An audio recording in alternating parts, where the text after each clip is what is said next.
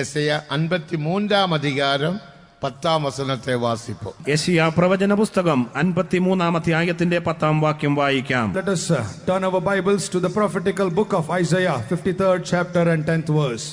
Let it please the Lord to bruise him, he hath put him to grief. When thou shalt make his soul an offering for sin, he shall see his seed, he shall prolong his days, and the pleasure of the Lord shall prosper in his hand. എന്നാൽ അവനെ തകർത്ത് കളവാൻ യഹോവയ്ക്ക് ഇഷ്ടം തോന്നി. അവൻ അവന് കഷ്ടം വരുത്തി. അവന്റെ പ്രാണൻ ഒരു അകൃത്യയാഗമായി തീർന്നിട്ട് അവൻ സന്തതിയെ കാണുകയും ദീർഘായുസ് പ്രാപിക്കുകയും യഹോവയുടെ ഇഷ്ടം അവന്റെ കൈയാൽ സാധിക്കുകയും ചെയ്യും. கர்த்தரோ அவரை நொறுக்க சித்தமாகி அவரை பாடுகளுக்குட்படுத்தினார். அவருடைய ஆத்துமா தன்னை குற்ற நிவாரண பலியாக ஒப்பு கொடுக்கும் போது அவருடைய ஆத்துமா பாவ நிவாரண குற்ற பலியாக ஒப்பு கொடுக்கும் போது அவர் தமது சந்ததியை கண்டு நீடித்த நாளாயிருப்பார். கர்த்தருக்கு சித்தமான இன்றைக்கு கல்வாரியில் இயேசு கிறிஸ்து மரித்ததினுடைய മേന്മயான നോക്കത്തെ കുറിച്ച് നാം ചിന്തിപ്പും. കാൽവരിയിൽ കർത്താവായ യേശുക്രിസ്തു മരിച്ചതിന്റെ ശ്രേഷ്ഠതയെക്കുറിച്ച് ഇന്ന് നാം ധ്യാനിക്കുവാൻ പോകുന്നു. Today we are going to meditate about the greatness and the purpose of why Jesus died on Calvary cross.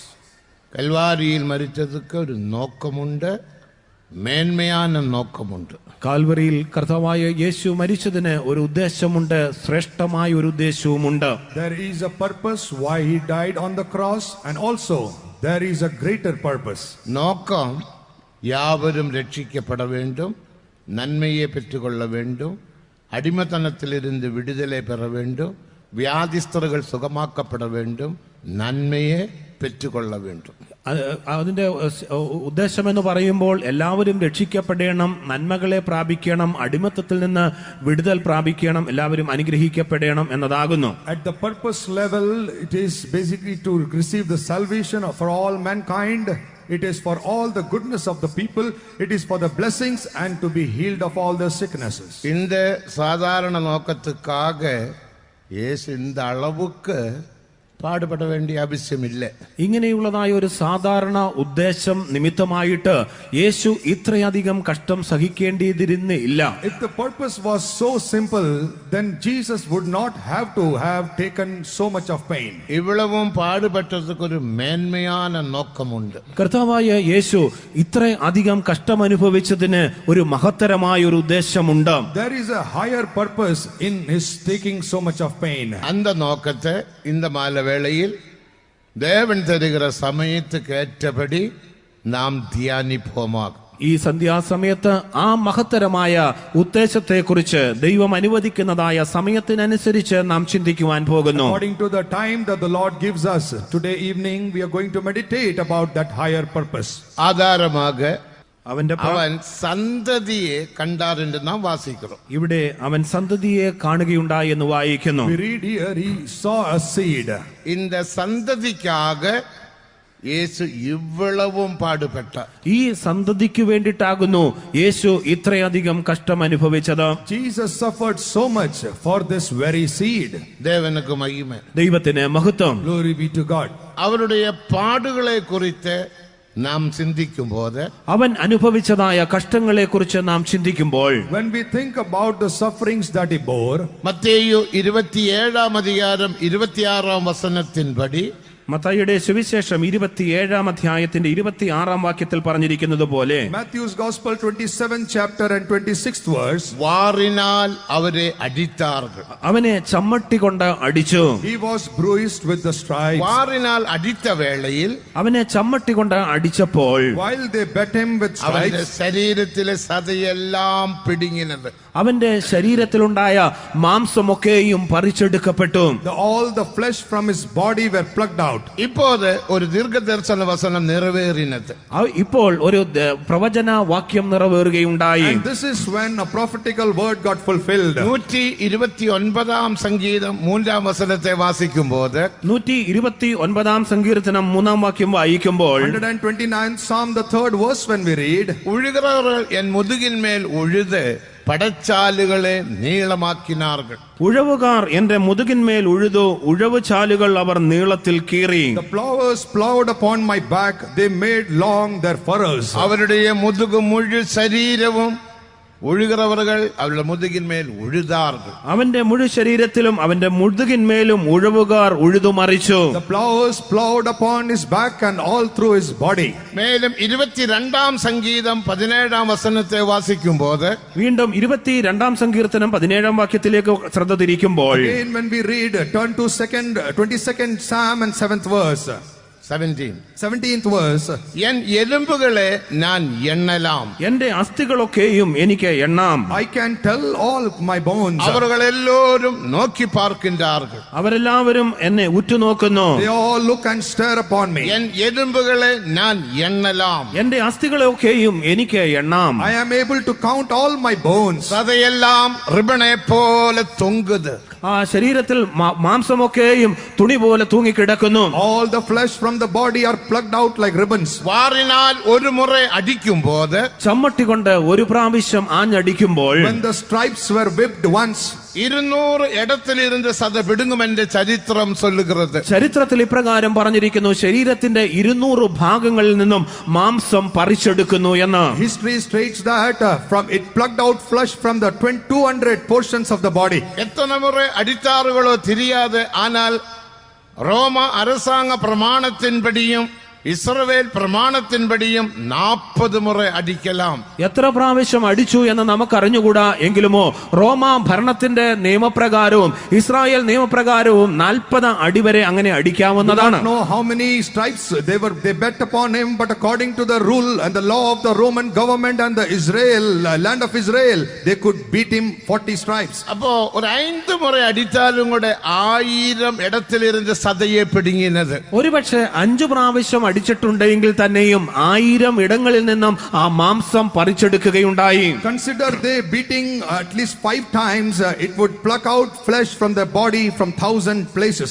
അത് മാത്രമല്ല, മത്തേയു 27-ാം അധികാരം 29-ഉം 30-ഉം വചനങ്ങളെ വാസിക്കുമ്പോൾ, മത്തായിയുടെ സുവിശേഷം 26-ാം അധ്യായത്തിന്റെ 27-ാം അധ്യായത്തിന്റെ 29-30 വാക്യങ്ങൾ വായിക്കുമ്പോൾ, When we read Matthew's Gospel 27 chapter 29 and 30, മുള്ളുകളാൽ ഒരു പുടിയെ പിന്നി അവർ എൻ ശിരസിന്മേൽ വെച്ച് കോലിനാൽ അടിത്താர்கள்.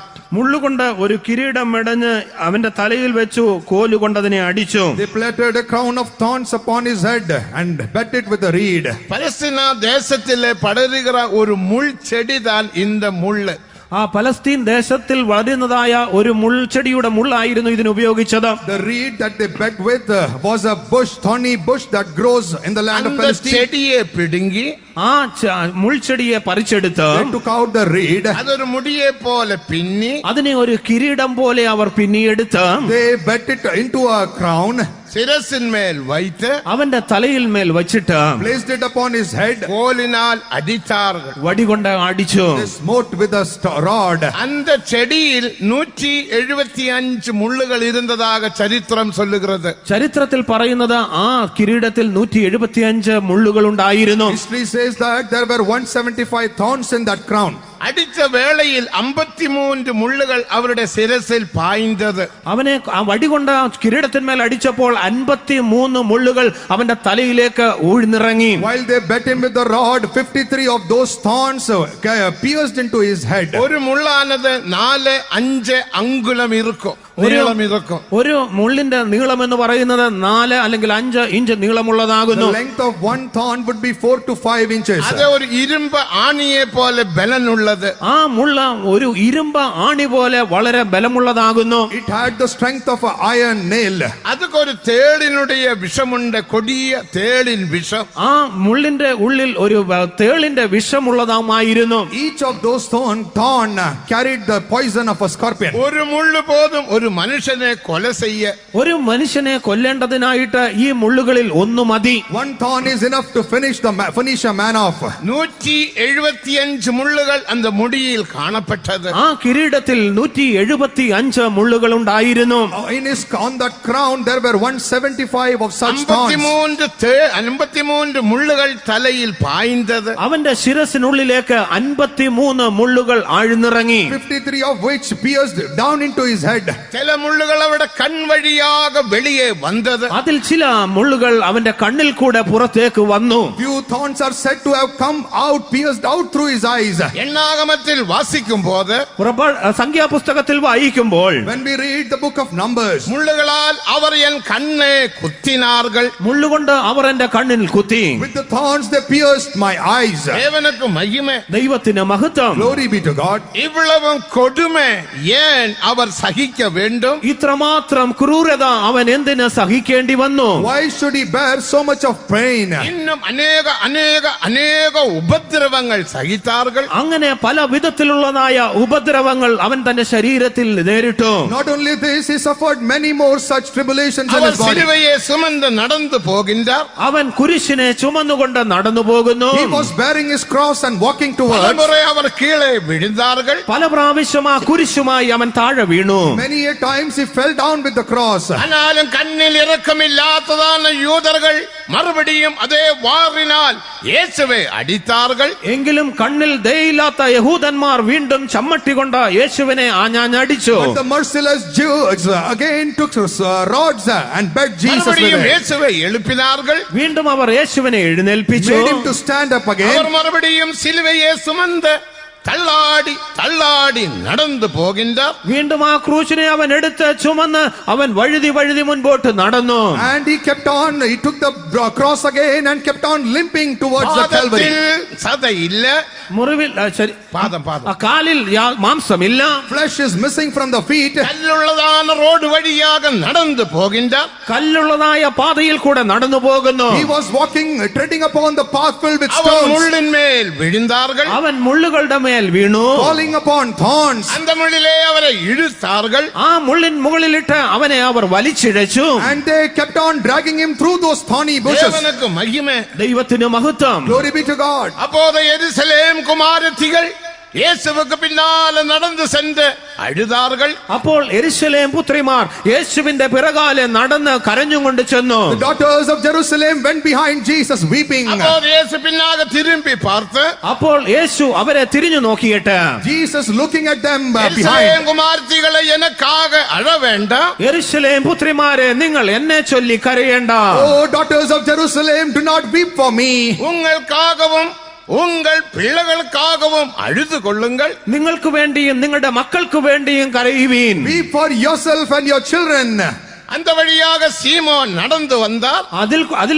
ആ വഴിയായി ശിമോൻ നടന്നു വന്നു. Simon walked into இந்த that road. சிலுவையை சுமக்க சொன்னார். ഈ കുരിശിനെ എടുക്കുവാൻ അവനോട് പറഞ്ഞു. They asked him to bear this cross. அந்த சீமோன் சிலுவையை சுமந்தார். ആ ശിമോൻ ആ കുരിശിനെ ചുമന്നു. Simon finally bore the cross. കൊടുமையான ഒരു കാര്യം. അത് വളരെ പ്രയാസമേറിയതായ വിഷയം. One of the most wicked நாம் things. நினைக்கலாம் ஒரு சிலுவையை இனி ஒருவர் சுமக்கும் போது இயேசுவுக்கு அந்த அளவுக்கு ஒரு சமாதானம் இளைப்பாறுதல் உண்டாகும் என்று. ஆனால் அதுவே கொடுமையாக காணப்பட்டது.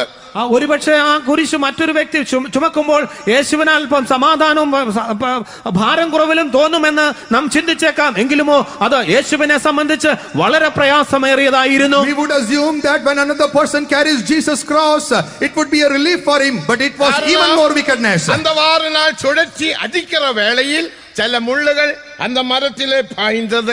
എന്തുകൊണ്ടെന്നാൽ അവർ ആ ചമ്മട്ടി കൊണ്ട് ആഞ്ഞടിച്ചപ്പോൾ ആ കുരിശിലേക്ക് ചില മുള്ളുകൾ ആഴ്ന്നിറങ്ങിയിരുന്നു. While they rolled the whips and started to beat Jesus, some of the சரியாக இழுக்க முடியாது. അപ്പോൾ അവർക്ക് ശരിയായിട്ട് ആ ചമ്മട്ടി വലിച്ചു പറിക്കുവാൻ കഴിഞ്ഞിരുന്നില്ല. strike that would get stuck on the cross, they cannot pull back. ആനപടിനാൽ அந்த தடையாகிய மர சிலுவையை மாற்றினார். അതുകൊണ്ട് അതിന് തടസ്സമായി കാണപ്പെട്ടിരുന്നതായ ആ മരക്കുരിശിനെ അവർ എടുത്തു മാറ്റി. Therefore they replaced that wooden cross.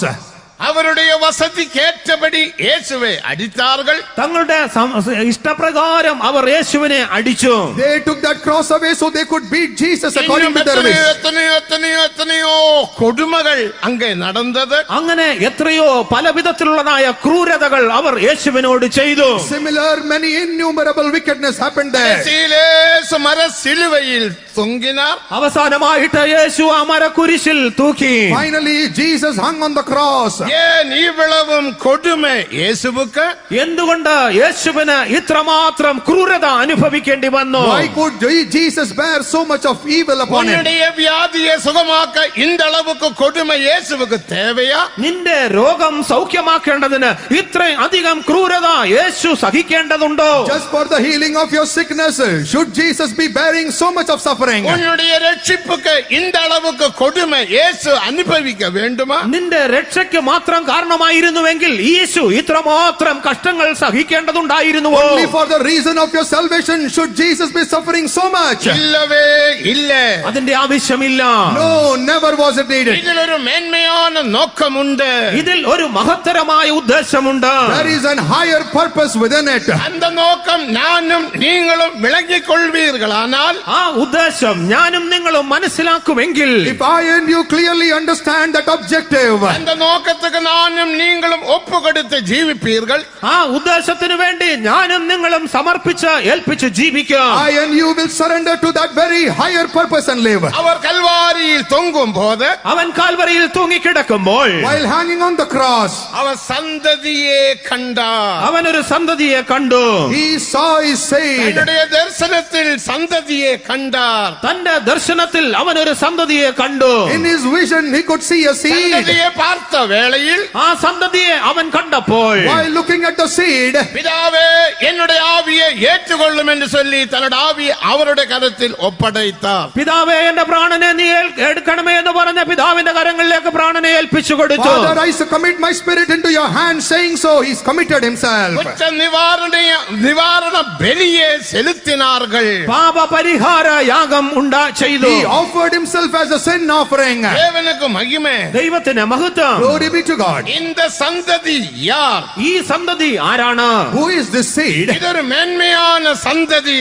ഇത് വളരെ ശ്രേഷ്ഠമായ ഒരു സന്തതിയാണ്. This is a special seed. இந்த சந்ததியை குறித்து வேதத்தில் பல இடங்களில் நாம் வாசிக்கிறோம். ഈ സന്തതിയെ കുറിച്ച് വേദപുസ്തകത്തിൽ പല ഭാഗങ്ങളിൽ നമുക്ക് വായിക്കുവാൻ കഴിയും. We read about this seed in many portions of the scripture. முதலாமது 22ஆம் சங்கீதம் 30ஆம் வசனத்தை வாசிக்கும் போது 22-ാം സങ്കീർത്തനത്തിന്റെ 30-ാം വാക്യത്തിൽ നാം വായിക്കുമ്പോൾ, Firstly, when we read 22nd Psalm and 30th verse, ஒரு சந்ததி உண்டு, தலைமுறையாக அவரை சேவிப்பார்கள். ഒരു സന്തതി അവനെ സേവിക്കും, തലമുറയായി അവനെ a സേവിക്കും. seed shall serve him, it shall be accounted to the Lord for a generation. அருமையான தேவ ஜனமே, പ്രിയ ദൈവമക്കളെ, Beloved people of God, இந்த சந்ததி தலைமுறையாக தேவனை சேவிக்கும் சந்ததி. ഈ സന്തതി എന്ന് പറയുന്നത് തലമുറയായി ദൈവത്തെ സേവിക്കുന്ന സന്തതിയാകുന്നു. this seed is a seed that shall serve the Lord from generation to generation. சேவிக்க சொன்னால்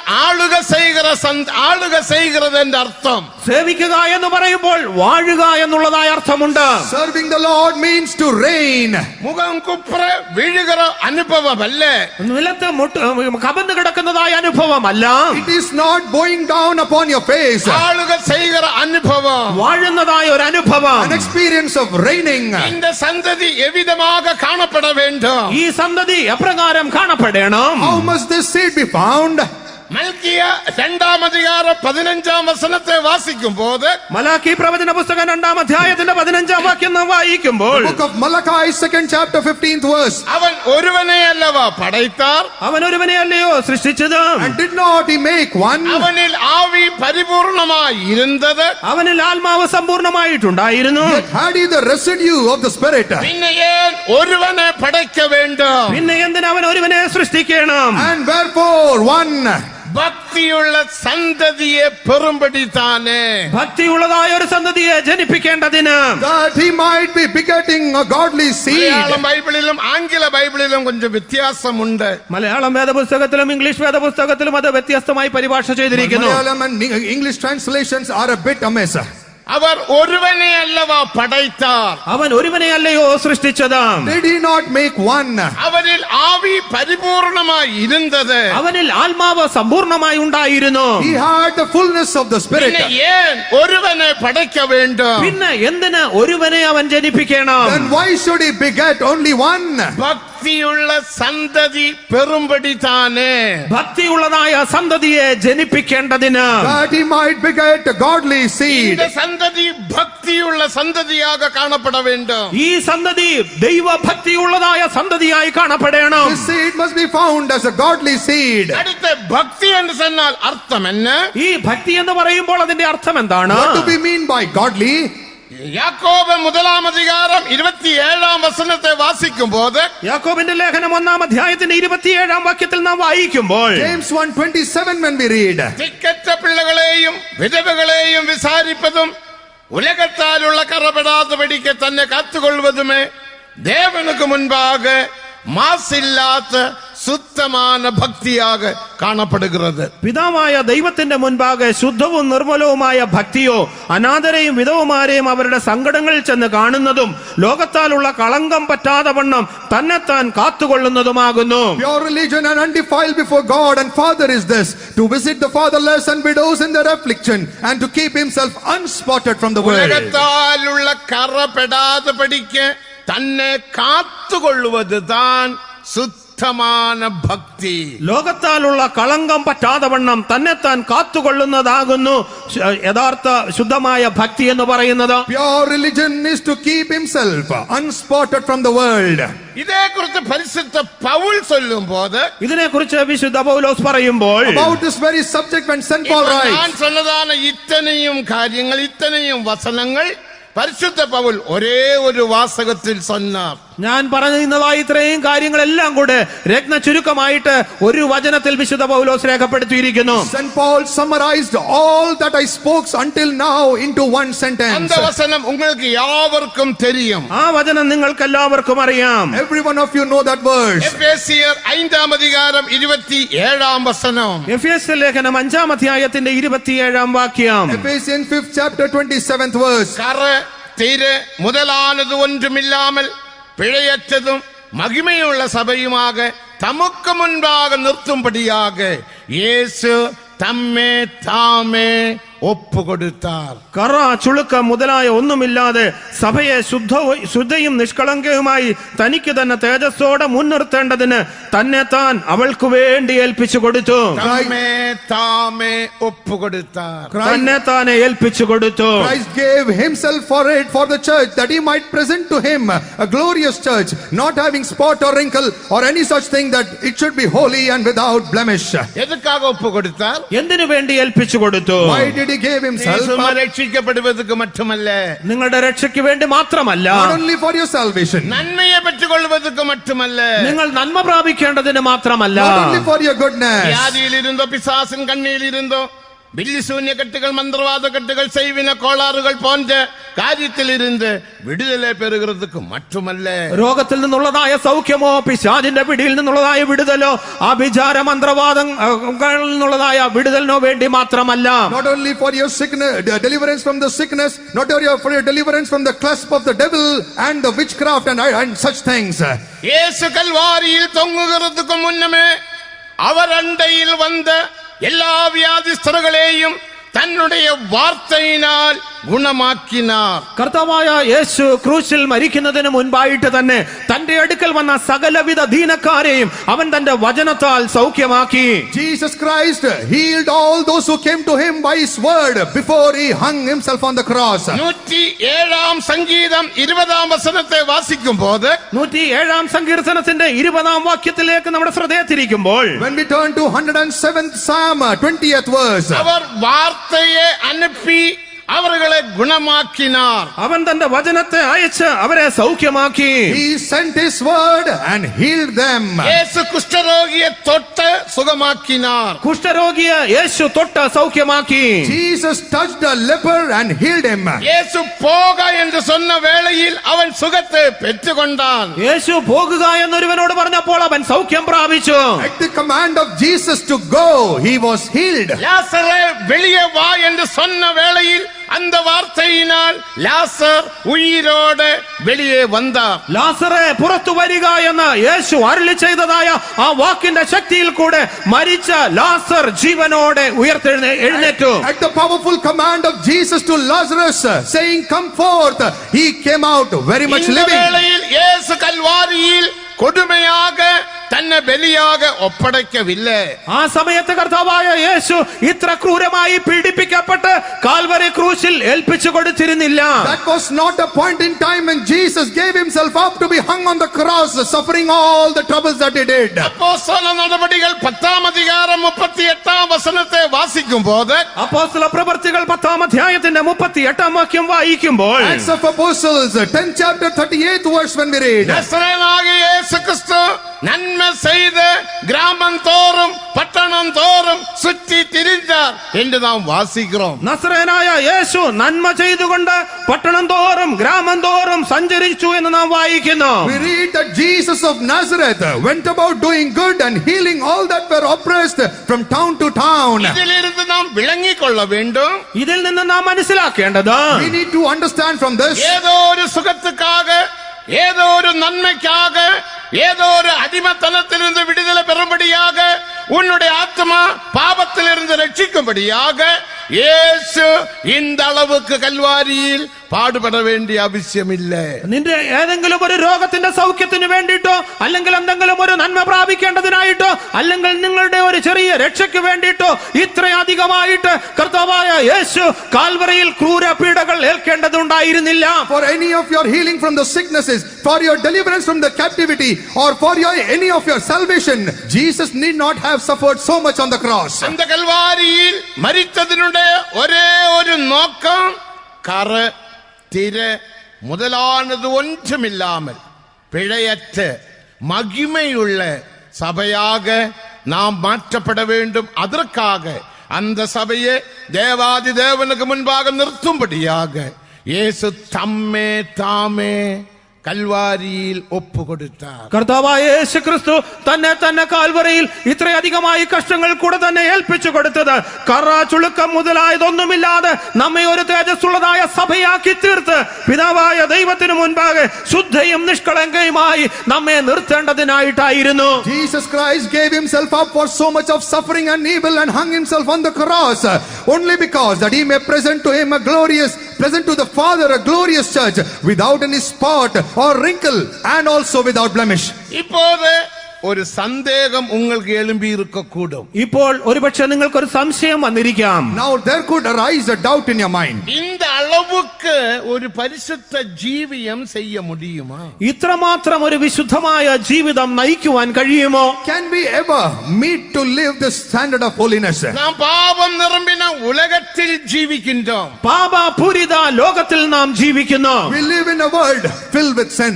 நீங்க வேலை செய்கிற இடங்களில் எத்தனையோ விதமான பிரச்சனைகள், போராட்டங்கள், അട്ടൂഴിയങ്ങൾ കാണപ്പെടുகின்றன. നിങ്ങൾ ജോലി ചെയ്യുന്നതായ സ്ഥലത്ത് എത്രയോ വിധത്തിലുള്ളതായ പ്രശ്നങ്ങളും കഷ്ടങ്ങളും പ്രയാസങ്ങളും ഒക്കെയും ഉണ്ട്. How many trials and problems you face at your workplace? போன வருடம் 1,50,000 பேர் பிரச்சனையினால் மாண்டு തർക്കൊലയെ ചെയ്ത് ജീവനെ വിട്ടാர்கள். കഴിഞ്ഞ ഒരു വർഷത്തിൽ തന്നെ പ്രശ്നങ്ങൾ നിമിത്തമായിട്ട് ഏകദേശം 1.5 ലക്ഷം പേർ ആത്മഹത്യ ചെയ്ത് ജീവനെ വെടിഞ്ഞു. In the span of last 1 year, approximately 150,000 people facing challenges and problems in their life committed suicide. ദേവനുക്ക് മഹിമേ, ദൈവത്തിന്റെ മഹത്വം. Glory be to God.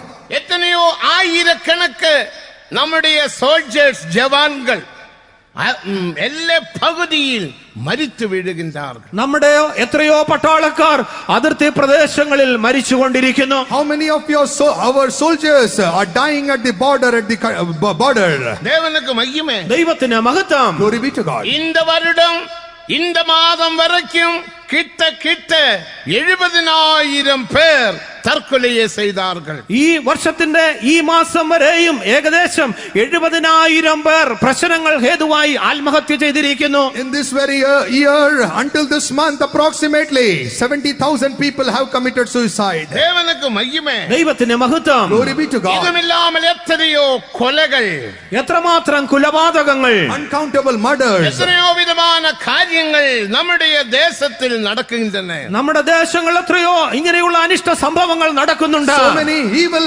happenings happen in our lands. കേരളത്തിൽ ഒരു സഹോദരി തങ്ങളുടെ കുടുംബത്തിൽപ്പെട്ട 7 പേർക്ക് സൈനറ്റ് വിഷത്തെ കൊടുത്ത് കൊല ചെയ്തതാക നിങ്ങൾ ചെയ്തിത്താളിൽ പഠിച്ചിരുപ്പീர்கள். നിങ്ങൾ അടുത്ത കാലത്തുള്ളതായ വർത്തമാന പത്രങ്ങളിൽ ഇപ്രകാരം വായിച്ചിട്ടുണ്ടായിരിക്കുമല്ലോ. കേരളത്തിൽ ഒരു സഹോദരി തന്റെ കുടുംബാംഗങ്ങൾ 7 പേരെ സൈനൈഡ് വിഷം കൊടുത്തു കൊല്ലുകയുണ്ടായി. You must have read it in the newspaper that a woman from Kerala killed her family members, 7 of them, giving cyanide poison. ഇவ்வளവും പാപം നിറഞ്ഞ ഉലകത്തിൽ നാം ജീവിக்கிறோம். ഇത്ര അധികം പാപം നിറഞ്ഞിരിക്കുന്ന ലോകത്തിലാണ് നാം ജീവിക്കുന്നത്. We live in such a world filled with sin. ദേവനുക്ക് മഹിമേ, ദൈവത്തിന് മഹത്വം. Glory be to God. Internet മൂലமாக മറ്റു മൊബൈൽ മൂലமாக എത്രയോ വിധமான പാപത്തിനാൽ വാലിബറുകൾ തർക്കൊല ചെയ്യുகிறார்கள். ഇന്റർനെറ്റ്, മൊബൈൽ അങ്ങനെ തുടങ്ങിയുള്ളതായ കാര്യങ്ങളിൽ കൂടെ പാപം ചെയ്ത് എത്രയോ യൗവനക്കാർ ആത്മഹത്യ ചെയ്യുന്നു. So many youngsters through medias like internet and mobile phones, they are committing suicides. പിള്ളകൾ നിമിത്തം പെറ്റോറുകൾ സമാധാനത്തെ അഞ്ചി സമാധാനത്തെ നാടി വിശ്വാസ വീട്ടുക്ക് ഓടി വരികയാറുകൾ. കുഞ്ഞുങ്ങൾ ഹേതുവായിട്ട് മാതാപിതാക്കൾ സമാധാനത്തെ അന്വേഷിച്ചുകൊണ്ട് സമാധാനത്തിനു വേണ്ടി വിശ്വാസ ഭവനങ്ങളിലേക്ക് ഓടി വരുന്നു. Parents are running as seeking shelter in faith homes for a peace of mind because of the children. എവിടെ നോക്കിയാലും പ്രശ്നങ്ങൾ മാത്രം. Every direction that we turn to, there are problems. இந்த பிரச்சனையின் மத்தியில் 100 പരിശുദ്ധ ജീവിയം ജയ ജീവിയം ചെയ്യ മുടിയുമോ? ഈ പ്രശ്നങ്ങളുടെ മധ്യത്തിലൊക്കെയും 100% ഒരു ജയജീവിതം, ഒരു വിശുദ്ധ ജീവിതം ചെയ്യുവാൻ സാധിക്കുമോ? Amidst all these problems and sins, can we live 100 holy life and a victorious life? നമ്മെ ധൈര്യപ്പെടുത്തുവതും ബലപ്പെടുത്തുവതും നമുക്ക് ഉദവി ചെയ്വതും ദേവവചനമേ. നമ്മെ ധൈര്യപ്പെടുത്തുന്നതും നമ്മെ ബലപ്പെടുത്തുന്നതും ദൈവത്തിന്റെ വചനമാകുന്നു. The one that makes us bold and the one that strengthens us is the word of God. முதலாம் തെസ്സലോനിക്കർ 4-ാം അധികാരം 18-ാം വചനത്തെ വാസിക്കുമ്പോൾ, 1 തെസ്സലോനിക്കർ 4-ാം അധ്യായത്തിന്റെ 18-ാം വാക്യം വായിക്കുമ്പോൾ, 1 Thessalonians 4th chapter 18th verse when we read, இந்த വാർത്തയിനാൽ ഒരുവരെ ഒരുവർ തേറ്റുങ്ങൾ. ഈ വചനങ്ങളെ കൊണ്ട് അന്യോന്യം ആശ്വസിപ്പിച്ചുകൊള്ളുവീൻ. Wherefore comfort one another with these words. ദേവവചനമേ നമുക്ക് ആറുതൽ.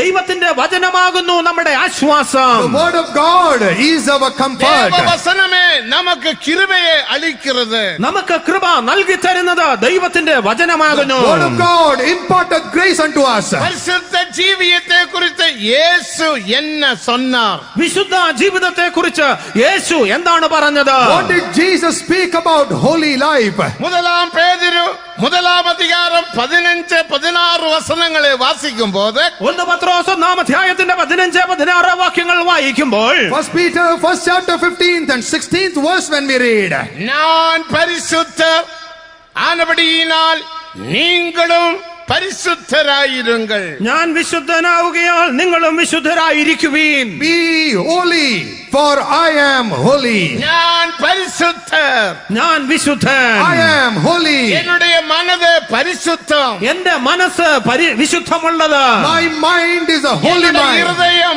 പരിശുദ്ധം, എന്റെ ഹൃദയം വിശുദ്ധം. My heart is a holy one. என்னுடைய അവയവങ്ങൾ ശരീരം ക്രിയകൾ പരിശുദ്ധം. എന്റെ ശരീരത്തിന്റെ അവയവങ്ങളും പ്രവർത്തികളും വിശുദ്ധമാകുന്നു. All the organs of my body and their works are holy. അതേപോലെ നീങ്ങളും പരിശുദ്ധരായിരുങ്ങൾ. അതുപോലെ നിങ്ങളും വിശുദ്ധരാകുവീൻ. Similarly, you also be holy. പരിശുദ്ധരാകുമ്പടി கொஞ்சம் பிரயாசப்பட்டு பாருங்க, முடிஞ்ச ജീവിയെങ്കിൽ അവിടെ പറവല്ല വിട്ടു വിടുങ്ക அப்படி சொன்னாரா? കഴിയുമെങ്കിൽ വിശുദ്ധ ജീവിതം നയിക്കുവാൻ കഴിയുമെങ്കിൽ നിങ്ങളൊന്ന് ശ്രമിച്ചു നോക്കുക. പറ്റുമെങ്കിൽ ചെയ്യുക, ഇല്ലെങ്കിൽ വേറെ വഴി നോക്കുക. അങ്ങനെ യേശു പറഞ്ഞുവോ? Did he say that try to lead a holy life, if possible do it, if not leave it? சொல்லவில்லை. അങ്ങനെ ഒരിക്കലും അവൻ പറഞ്ഞിട്ടില്ല. Never did he say that. ഇനി ഇതേക്കുറിച്ച് പരിശുദ്ധ പൗൽ എന്നെ சொன்னார். ഇതിനെക്കുറിച്ച് വിശുദ്ധ പൗലോസ് എന്താണ് പറഞ്ഞിരിക്കുന്നത്? What is Saint Paul speaking about this? முதலாம் தெசலோனிக்கர் 5-ാം അധികാരം 23-24 വചനങ്ങളെ വാസിക്കുമ്പോൾ 1 തെസ്സലോനിക്കർ 5-ാം അധ്യായത്തിന്റെ 23-24 വാക്യങ്ങൾ വായിക്കുമ്പോൾ 1 Thessalonians 5th chapter 23 and 24th verse when we read. സമാധാനത്തിൻ ദേവൻ താമേ ഉങ്ങളെ മുற்றிலும் பரிசுத்தமாக்குவாராக. உங்கள் ஆவி ஆத்மா சரீரம் இயேசு கிறிஸ்து மகிமையில் வெளிப்படும் போது കുറ്റമറ്റതാക ഇരിക്കുമ്പടി കാക്കപ്പെടുവതാക. സമാധാനത്തിന്റെ ദൈവം തന്നെ നിങ്ങളെ മുഴുവനും ശുദ്ധീകരിക്കുമാറാകട്ടെ.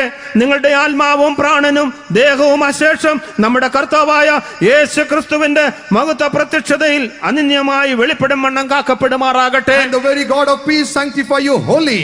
And I pray God your whole spirit, soul and body be preserved blameless unto the coming of our Lord Jesus Christ. ആവിയും ആത്മാവും ശരീരവും മുഴുവതും കുറ്റമറ്റതാക ഇരിക്കുമ്പടി കാക്കപ്പെടുവതാക. നിങ്ങളുടെ ആത്മാവും പ്രാണനും ദേഹവും അശേഷം അനന്യമായി കുറ്റമില്ലാതായി കാക്കപ്പെടുമാറാകട്ടെ. Your whole spirit, soul and body be preserved blameless. അടുത്ത അവർ എന്നെ சொல்லுகிறார். അടുത്തതായിട്ട് താൻ എന്താണ് പറഞ്ഞിരിക്കുന്നത്? Next, what does he say? இந்த பரிசுத்த ஜீவியம் செய்ய உன்னால முடியாது எனக்கு தெரியும். ഈ വിശുദ്ധ ജീവിതം ചെയ്യുവാൻ താങ്കൾക്ക് കഴിയുകയില്ല എന്ന് എനിക്കറിയാം. I know very well that you cannot lead this holy life. 24-ാം വചനത്തിൽ என்ன வாசிக்கிறோம்? 24-ാം വാക്യത്തിൽ എന്താണ് വായിക്കുന്നത്? What do we read in the 24th verse?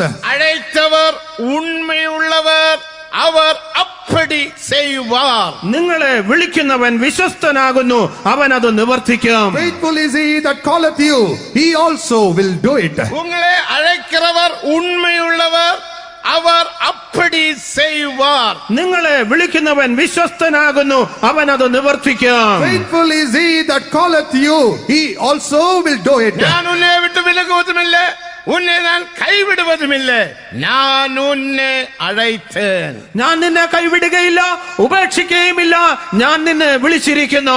I will not leave you, neither forsake you. I have called you. முதலாம் தெசலோனிக்கர் 4-ാം അധികാരം 7-ാം വചനത്തെ വാസിക്കുമ്പോൾ 1 തെസ്സലോനിക്കർ 4-ാം അധ്യായത്തിന്റെ 7-ാം വാക്യം വായിക്കുമ്പോൾ 1 Thessalonians 4th chapter 7th verse when we read. പരിശുദ്ധத்துக்காக ഞാൻ ഉന്നെ അழைத்தேன். വിശുദ്ധിക്കായിട്ട് ഞാൻ നിന്നെ വിളിച്ചു. I have called you unto holiness. தேவனுக்கு மகிமை. ദൈവത്തിന് മഹത്വം. Glory be to God. 4-ാം വചനത്തിലിരുന്ന് 6-ാം വചനം முடிய വാസിക്കുമ്പോൾ 4 മുതൽ 6 വരെയുള്ള വാക്യങ്ങൾ വായിക്കുമ്പോൾ From the 4th verse to the 6th verse when we read. പലവിധமான പാപങ്ങളെ കുറിച്ച് വാസിக்கிறோம். പല തരത്തിലുള്ള പാപങ്ങളെ കുറിച്ച് നമുക്ക് വായിക്കുവാൻ കഴിയും. We can read many types of sin. இந்த பாவத்தில் ஜீவிக்கும்படி நான் உன்னை அழைக்கவில்லை, பரிசுத்த ஜீவியம் செய்யும்படியாக நான் உன்னை അழைத்தேൻ. ഈ പറഞ്ഞിരിക്കുന്നതായ പാപങ്ങളെ ചെയ്യേണ്ടതിനായിട്ടല്ല ഞാൻ നിന്നെ വിളിച്ചിരിക്കുന്നത്, വിശുദ്ധീകരണത്തിന്, വിശുദ്ധിയെ പ്രാപിക്കുവാൻ അത്രേ ഞാൻ നിന്നെ വിളിച്ചിരിക്കുന്നത്. I have not called you for these sins, but instead I have called you to lead a life of holiness. അതിനുடைய 3-ാം വചനത്തിൽ என்ன വാസിக்கிறோം? ഈ അധ്യായത്തിന്റെ 3-ാം വാക്യത്തിൽ നാം എന്താണ് വായിക്കുന്നത്? What do we read in the 3rd verse? நீங்கள் பரிசுத்தமாக்கப்படுவது என்னுடைய சித்தம். നിങ്ങളുടെ വിശുദ്ധീകരണം തന്നെയാകുന്നു എന്റെ ഇഷ്ടം. Your sanctification is my will. മത്തേയു 7-ാം അധികാരം 21-ാം വചനത്തിൽ என்ன വാസിக்கிறோം? മത്തായിയുടെ സുവിശേഷം 7-ാം അധ്യായത്തിന്റെ 21-ാം വാക്യത്തിൽ നാം എന്ത് വായിക്കുന്നു? What do we read in the 21st verse of the Matthew's Gospel 7th chapter? என்னுடைய சித்தம் செய்கிறவனே என்னுடைய രാജ്യത്തിൽ പ്രവേശിപ്പാൻ. എന്റെ ഇഷ്ടം ചെയ്യുന്നവനത്രേ എന്റെ രാജ്യത്തിൽ കടക്കുന്നത്. He that doeth my will shall enter into my kingdom. என்னை நோக்கி கர்த்தாவே கர்த்தாவே என்று கூப்பிடுகிற ഒരുവനും പ്രവേശിപ്പതില്ല. എന്നെ നോക്കി കർത്താവേ കർത്താവേ എന്ന് പറയുന്ന ഒരുവനും കടക്കുകയില്ല. Not everyone that saith unto me, Lord, Lord, shall enter into the kingdom of God. ചിത്തം ചെയ്യുന്നവനെ ദേവരാജ്യത്തിൽ പ്രവേശിപ്പാൻ. എന്റെ ഇഷ്ടം ചെയ്യുന്നവനാകുന്നു സ്വർഗരാജ്യത്തിൽ കടക്കുന്നത്. He that doeth my will shall enter into the kingdom of God. ദേവസിത്തം എന്നെ, ദൈവ ഇഷ്ടം എന്താണ്? What is the will of God? പരിശുദ്ധமாக ജീവിപ്പത് ദേവസിത്തം. നാം വിശുദ്ധിയിൽ ജീവിക്കുക എന്നതാകുന്നു ദൈവ ഇഷ്ടം. We living in holiness is the will of God. അழைത്തവർ ഉണ്മയുള്ളവർ, അവർ அப்படி செய்வார். വിളിച്ചവൻ വിശ്വസ്തൻ, അവൻ അത് നിവർത്തിക്കും. Faithful is he that calleth you, he will also do it. നീ മുற்றிലുமாக ഒപ്പുകൊടുത്താൽ പോതും. നീ നിന്നെ തന്നെ പൂർണ്ണമായി സമർപ്പിച്ചാൽ മതി. Only you need to surrender yourself. தேவனுக்கு மகிமை. ദൈവത്തിന് മഹത്വം. Glory be to God. என்னை தேவன் பரிசுத்தத்துக்காக அழைத்தார் என்றும் அவர் அப்படியே செய்வார் என்றும் அவருக்கு என்ற ஆவி ஆத்ம சரீரத்தை ஒப்பு கொடுத்து ஜீவிப்பேன் என்றும் தீர்மானிக்கிறவர்கள் வாஞ்சிக்கிறவர்கள் கரங்களை உயர்த்தி 3 அல்லேலூயா சொல்லி ദേവനെ മഹിമപ്പെടുത്തുവോമാക. എന്നെ വിശുദ്ധിക്കായിട്ട് ദൈവം വിളിച്ചിരിക്കുന്നു. ആ പ്രവൃത്തി അവൻ എന്റെ ജീവിതത്തിൽ ചെയ്യും. അതുകൊണ്ട് ഞാൻ എന്റെ പ്രാണനെയും ആത്മാവിനെയും ശരീരത്തെയും പൂർണ്ണമായിട്ടും അവന്റെ വിശുദ്ധിക്കായിട്ട് ഏൽപ്പിച്ചു കൊടുക്കുന്നു എന്ന് സമ്മതിക്കുന്നവർ കരങ്ങളെ ഉയർത്തി ഉച്ചത്തിൽ 3 ഹല്ലേലൂയ പറയുക. Those who believe that I am going to surrender my body, soul and spirit to the will of God, that is for me to live in holiness, and he also will do it. சாத்தான் உன்னை விட்டு விலகிவிடும். உன்னுடைய அவிசுவாசம், உன்னுடைய சந்தேகம், உன்னுடைய அதைரியம், உன்னுடைய சோம்பல், உன்னுடைய எல்லா விதமான നിർവിസാരങ്ങൾ അകന്നു പോയിവിടും. ഹല്ലേലൂയ പറയുമ്പോൾ പിശാച് നിങ്ങളെ വിട്ട് ഓടിപ്പോകും. നിങ്ങളുടെ ജീവിതത്തിൽ കാണപ്പെടുന്നതായ സകലവിധമായ അലക്ഷ്യമായ കാര്യങ്ങളും സകലവിധമായ തെറ്റായിട്ടുള്ള കാര്യങ്ങളും എല്ലാം നിങ്ങളെ വിട്ട് നീങ്ങിപ്പോകും. When you shout the hallelujah itself, Satan will flee from you, and all the laziness and all the evil negative thoughts from you will be fleeing away. വിശ്വാസത്തിൽ 3 ഹല്ലേലൂയ சொல்லுங்கள். വിശ്വാസത്തോടെ 3 ഹല്ലേലൂയ പറഞ്ഞാട്ടെ. Faith, shout 3 hallelujahs.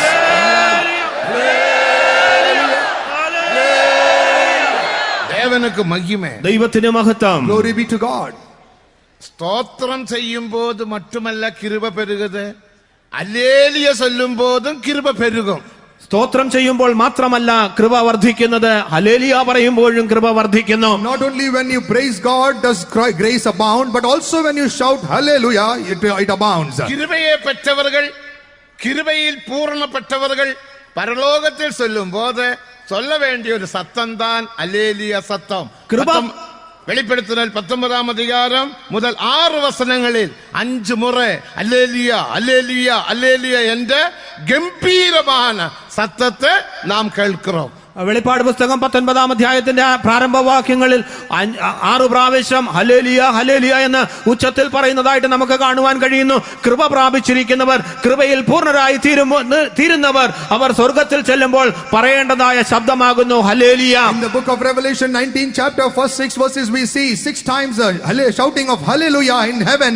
These are the shouting of people who received grace and worked their way or worked it to the fullness. അപ്പോൾ hallelujah சொல்லும்போது കൃപ പെരുകും. അങ്ങനെയെങ്കിൽ hallelujah പറയുമ്പോൾ കൃപ വർദ്ധിക്കും. It means that when you shout hallelujah, grace will abound. ദേവനുക്ക് മഹിമ. ദൈവത്തിന് മഹത്വം. Praise be to God. അപ്പോൾ സന്തതിயாக മാറുംപടിക്ക് യേശു സിലുവയിൽ ഇவ்வளவும் കൊടൂരமான പാടുകൾ സഹിച്ച് മരിത്താർ. ഒരു സന്തതിയായി തീരേണ്ടതിനായിട്ടാകുന്നു ഇത്രമാത്രം കഷ്ടങ്ങളെ ഉപദ്രവങ്ങളെ സഹിച്ചുകൊണ്ട് യേശു ക്രൂശന്മേൽ മരിച്ചത്. In order to beget a godly seed, Jesus suffered so much of evil on the Calvary cross and died. அந்த சந்ததி பரலோகத்தில் அவரோடு கூட நித்தியமாக ஆளுகை செய்கிற சந்ததி. ആ സന്തതി എന്ന് പറയുന്നത് സ്വർഗത്തിൽ അവനോടുകൂടെ നിത്യമായി വാഴുന്നതായ സന്തതി. That seed is the seed which is going to reign for eternity along with him in heaven. வெளிப்படுத்தினால் 12ஆம் அதிகாரம் 5ஆம் வசனத்தை வாசிக்கும் போது அந்த ஸ்திரீயானவள் ഇരുമ്പുകോലാൽ ജാതികളെ മേയ്ക്കും ഒരു ആൺപിള്ളയെ പെറ്റെടുത്താൾ എന്ന് വാസിக்கிறோം. അതിനെക്കുറിച്ചാകുന്ന വെളിപ്പാട് പുസ്തകം 12ആം അധ്യായം 5ആം വാക്യത്തിൽ ഇരുമ്പുകോൽ കൊണ്ട് മേയ്ക്കുവാനുള്ളതായ ആൺകുട്ടിയെ ആ സ്ത്രീ പ്രസവിച്ചു എന്ന്. That is what we read in Revelation 12:5, that she brought forth a man child who was to rule all nations with a rod of iron. ഇനി அந்த சந்ததியாக நாம் மாற வேண்டும். ആ സന്തതിയായി നാം തീരണം. Now we need to be transformed as that child. ദേവനുക്ക് മഹിമ. ദൈവത്തിന് മഹത്വം. Glory be to God. ആ സന്തതിயாக മാറുമ്പോൾ താൻ പരിശുദ്ധ ജീവിതം ചെയ്യ முடியும். ആ സന്തതിയായി നാം തീരുമ്പോഴാകുന്നു വിശുദ്ധ ജീവിതം നയിക്കുവാൻ നമുക്ക് കഴിയുന്നത്. When we become that seed, can we only also lead a holy life. இந்த சந்ததியில் 3 ഗ്രൂപ്പ് ഉണ്ട്. അതിനാൽ ഇപ്പോൾ பேச പോകുന്നില്ല. ഈ സന്തതിയിൽ 3 കൂട്ടം ഉണ്ട്. അതിനെക്കുറിച്ച് ഇപ്പോൾ ഞാൻ പറയുവാൻ പോകുന്നില്ല. Within this child are 3 groups which I am not going to speak. എടുത്തുകൊള്ളപ്പെടുகிற ഒരു ഗ്രൂപ്പ്. ഒന്ന് എടുത്തുകൊള്ളപ്പെടുന്നതായ ഒരു കൂട്ടം. One is a group which are going to be taken away. വെളിപ്പെടുത്തൽ 12:5. വെളിപ്പാട് പുസ്തകം 12ന്റെ 5ആം വാക്യം. Revelation 12 chapter 5th verse. രണ്ടാമത്തെ ഗ്രൂപ്പ്. രണ്ടാമത്തെ കൂട്ടം. Second group. വെളിപ്പെടുത്തൽ 12ആം അധികാരം 17ആം വചനത്തെ വാസിക്കുമ്പോൾ மற்றவர்கள் என்று நாம் வாசிக்கிறோம். ശേഷിച്ചിരിക്കുന്നവർ എന്ന് വെളിപ്പാട് പുസ്തകം 12-ാം അധ്യായത്തിന്റെ 17-ാം വാക്യത്തിൽ നാം വായിക്കുന്നു. And we read about a remnant of a seed in the 12th chapter 17th verse. மற்றவர்கள் என்பதும் சந்ததி தான். ரெமனன்ட் அது சந்ததி தான். ஆனா கைவிடப்பட்டாச்சு. ശേഷിച്ചിരിക്കുന്നവർ എന്ന് പറയുമ്പോൾ അവരും സന്തതിയായിരുന്നു, എങ്കിലോ അവർ കൈവിടപ്പെട്ടു പോയി. The remnant is also a part of that seed, but they are left off. മൂന്നാമത് 17-ാം വചനത്തിൽ സന്തതി എന്നേ വാസിக்கிறோம். അടുത്തതായിട്ട് മൂന്നാമത്തെ കൂട്ടത്തെ കുറിച്ച് 17-ാം വാക്യത്തിൽ സന്തതി എന്ന് തന്നെ വായിക്കുന്നു. In the 17th verse itself we also read a phrase called seed. ദേവനുക്ക് മഹിമ. ദൈവത്തിന് സ്തോത്രം. Praise be to God. ഇവൻ കൈവിടപ്പെട്ട് ദുന്മാർഗനാക മാറ്റപ്പെട്ട് അവൻ അന്ത്യക്രിസ്തുവിനോടും പാപത്തോടും ചേർന്ന് വിടുവാർക്ക്. അവൻ കൈവിടപ്പെട്ടു പോകുന്നു, ഒരു ദുഷ്ടനായി ജീവിച്ച് പാപത്തോടും എതിർ ക്രിസ്തുവിനോടും ചേർന്ന് ജീവിക്കുന്നു. And he is left off and he becomes even more evil and enjoins himself to the Antichrist. இதற்கு நான் A group, B group, C group என்று சொல்வதுണ്ട്. ഇതിനെ ഞാൻ എ ബി സി കൂട്ടം എന്ന് പറയാറുണ്ട്. I refer to this as A, B and C groups.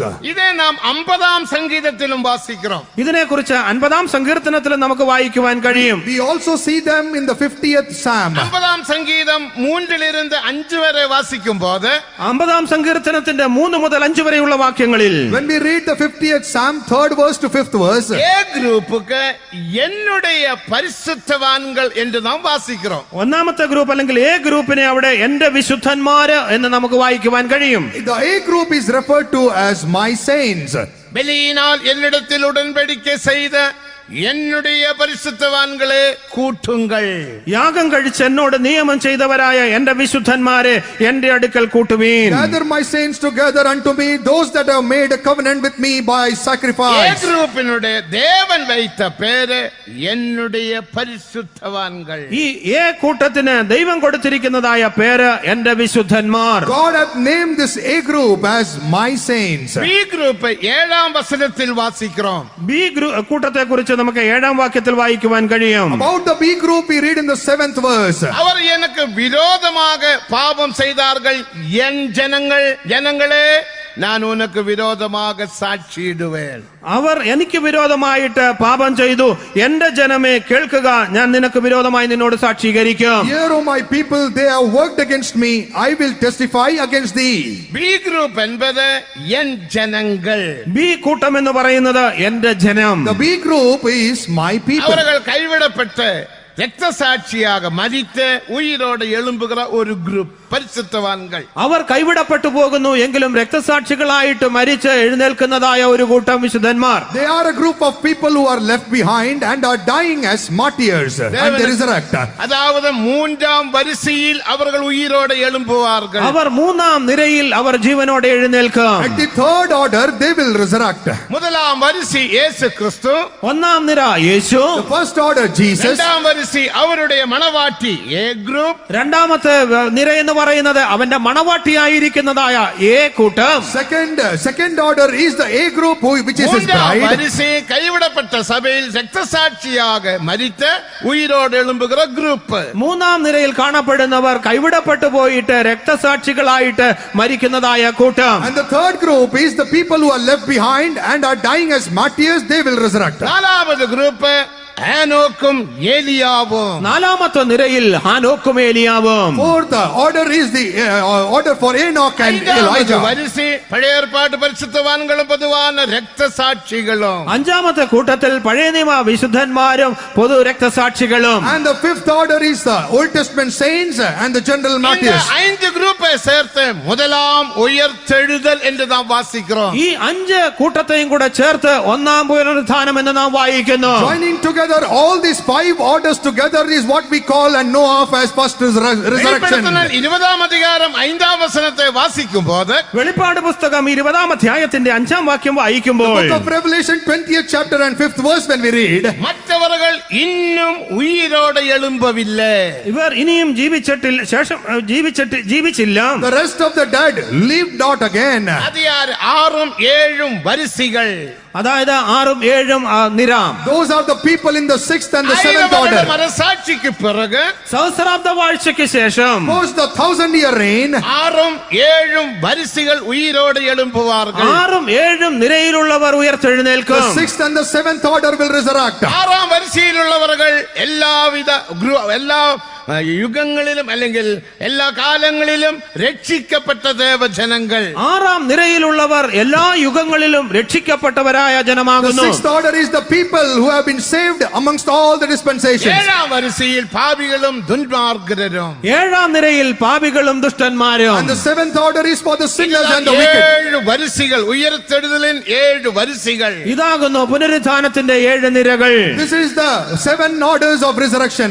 അതിനാൽ முதலாம் കൊരിന്ത്യർ 15-ാം അധികാരം 24-ാം വചനത്തെ വാസിക്കുമ്പോൾ ആയതുകൊണ്ടാകുന്നു 1 കൊരിന്ത്യർ 15-ാം അധ്യായത്തിന്റെ 24-ാം വാക്യം വായിക്കുമ്പോൾ Therefore, when we read 1 Corinthians 15 chapter 24th അവൻ verse, തൻ വരിസയിൽ ഉയിരോടെ எழும்புவார்கள். ഓരോരുത്തരും താന്റെ നിരയിൽ ഉയർത്തെഴുന്നേൽക്കും. everyone will resurrect according to his own ഒരേ order. സമയത്തിൽ ഉയിരോടെ எழும்புகிறதில்ல. എല്ലാവരും ഒരേ സമയത്ത് ഉയർത്തെഴുന്നേൽക്കുകയില്ല. Everyone will not resurrect all at once.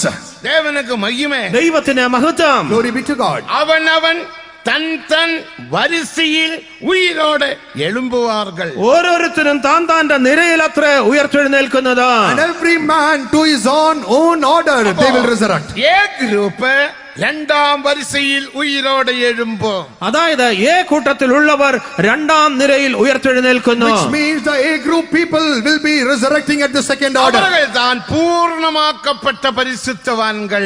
അവരാകുന്നു പൂർണ്ണമാക്കപ്പെട്ട വിശുദ്ധന്മാർ. They are the perfected saints. ദേവനുക്ക് മഹിമേ. ദൈവത്തിന് മഹത്വം. Glory be to God. റോമർ 5-ാം അധികാരം 17-ാം വചനത്തെ വാസിക്കുമ്പോൾ റോമാലേഖനം 5-ാം അധ്യായത്തിന്റെ 17-ാം വാക്യം വായിക്കുമ്പോൾ Romans 5th chapter 17th verse when we read, ഇവர்கள் നീതിയിലും കൃപയിലും പൂർണ്ണപ്പെട്ടവர்கள்.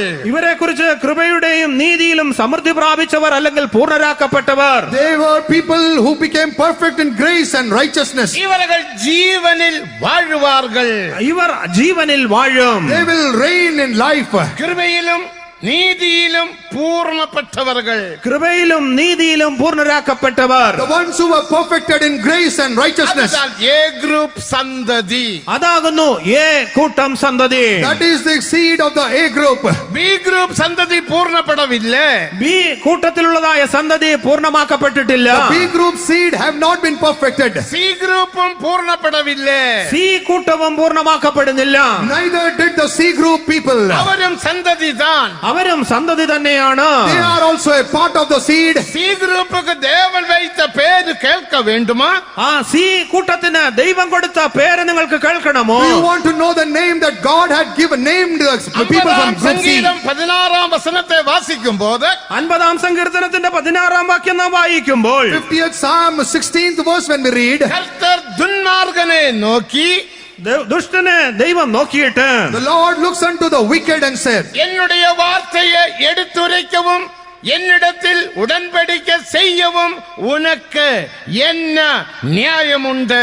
നീ എന്റെ ചട്ടങ്ങളെ അറിയിക്കുവാനും എന്റെ നിയമത്തെ നിന്റെ വായിൽ എടുക്കുവാനും നിനക്കെന്തോ ഒരു കാര്യം? what hast thou to do to declare my statutes, and that thou shouldest take my covenant in thy mouth? ഇത് ഉലകത്തിലെ ദുന്മാർഗൻ അല്ലേ.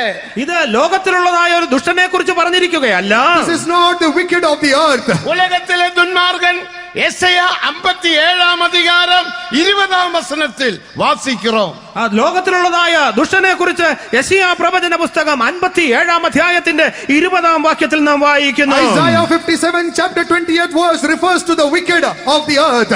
இந்த துன்மார்கൻ രക്ഷിക്കപ്പെട്ടവൻ.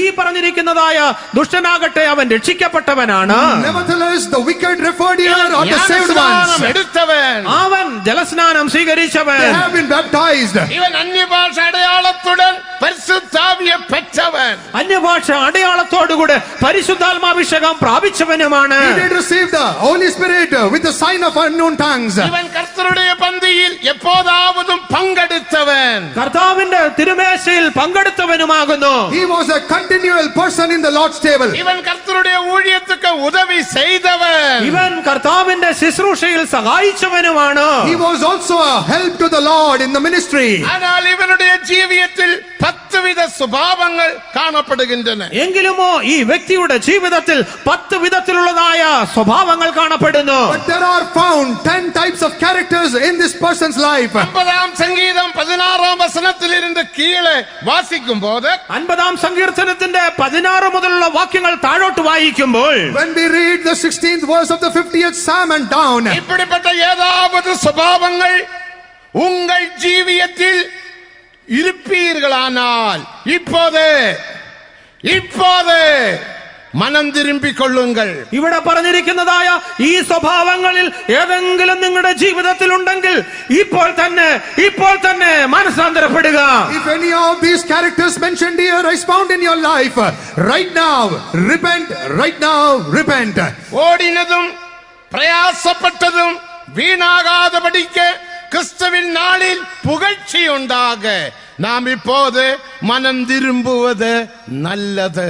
ഓടിയതും അധ്വാനിച്ചതും വൃഥാവായി പോകാതിരിക്കേണ്ടതിന് ക്രിസ്തുവിന്റെ നാളിൽ പുകഴ്ച ഉണ്ടാകേണ്ടതിന് നാം ഇപ്പോൾ മാനസാന്തരപ്പെടുന്നുവെങ്കിൽ ഏറ്റവും നല്ലത്. But how much ever you ran and labored in the Christ, that it may not be in vain, and that you may receive praise that is coming, you repent. 46 വർഷமாக ഊഴിയം ചെയ്യുகிறேன். ഞാനിപ്പോൾ കഴിഞ്ഞ 46 വർഷമായി കർത്താവിന്റെ ശുശ്രൂഷ ചെയ്യുന്നു. I am now serving the Lord since last 46 years. இந்த விசுவாசத்தில் வந்து ஏறக்குறை 63 വർഷമായി വിട്ടത്. ഈ വിശ്വാസത്തിലേക്ക് കടന്നു വന്നിട്ട് ഇപ്പോൾ ഏകദേശം 63 വർഷം കഴിഞ്ഞിരിക്കുന്നു. It is approximately 63 years since I came to this faith. இந்த വയസ്സിലിരുന്ന് അനേകരെ എനിക്ക് தெரியும். എന്റെ ചെറുപ്രായം മുതൽ തന്നെ അനേകരെ എനിക്കറിയാം. I know many people right from my young age. വന്ന പിറകെ അനേകരെ தெரியும். വേലയ്ക്ക് വന്നതിന് ശേഷം അനേകരെ I എനിക്കറിയാം. know many people after coming to the ministry also. ജനങ്ങൾ சொல்லுகிறார்கள் கொஞ்சம் ഓഫറിംഗ് കൊടുത്താ പോതും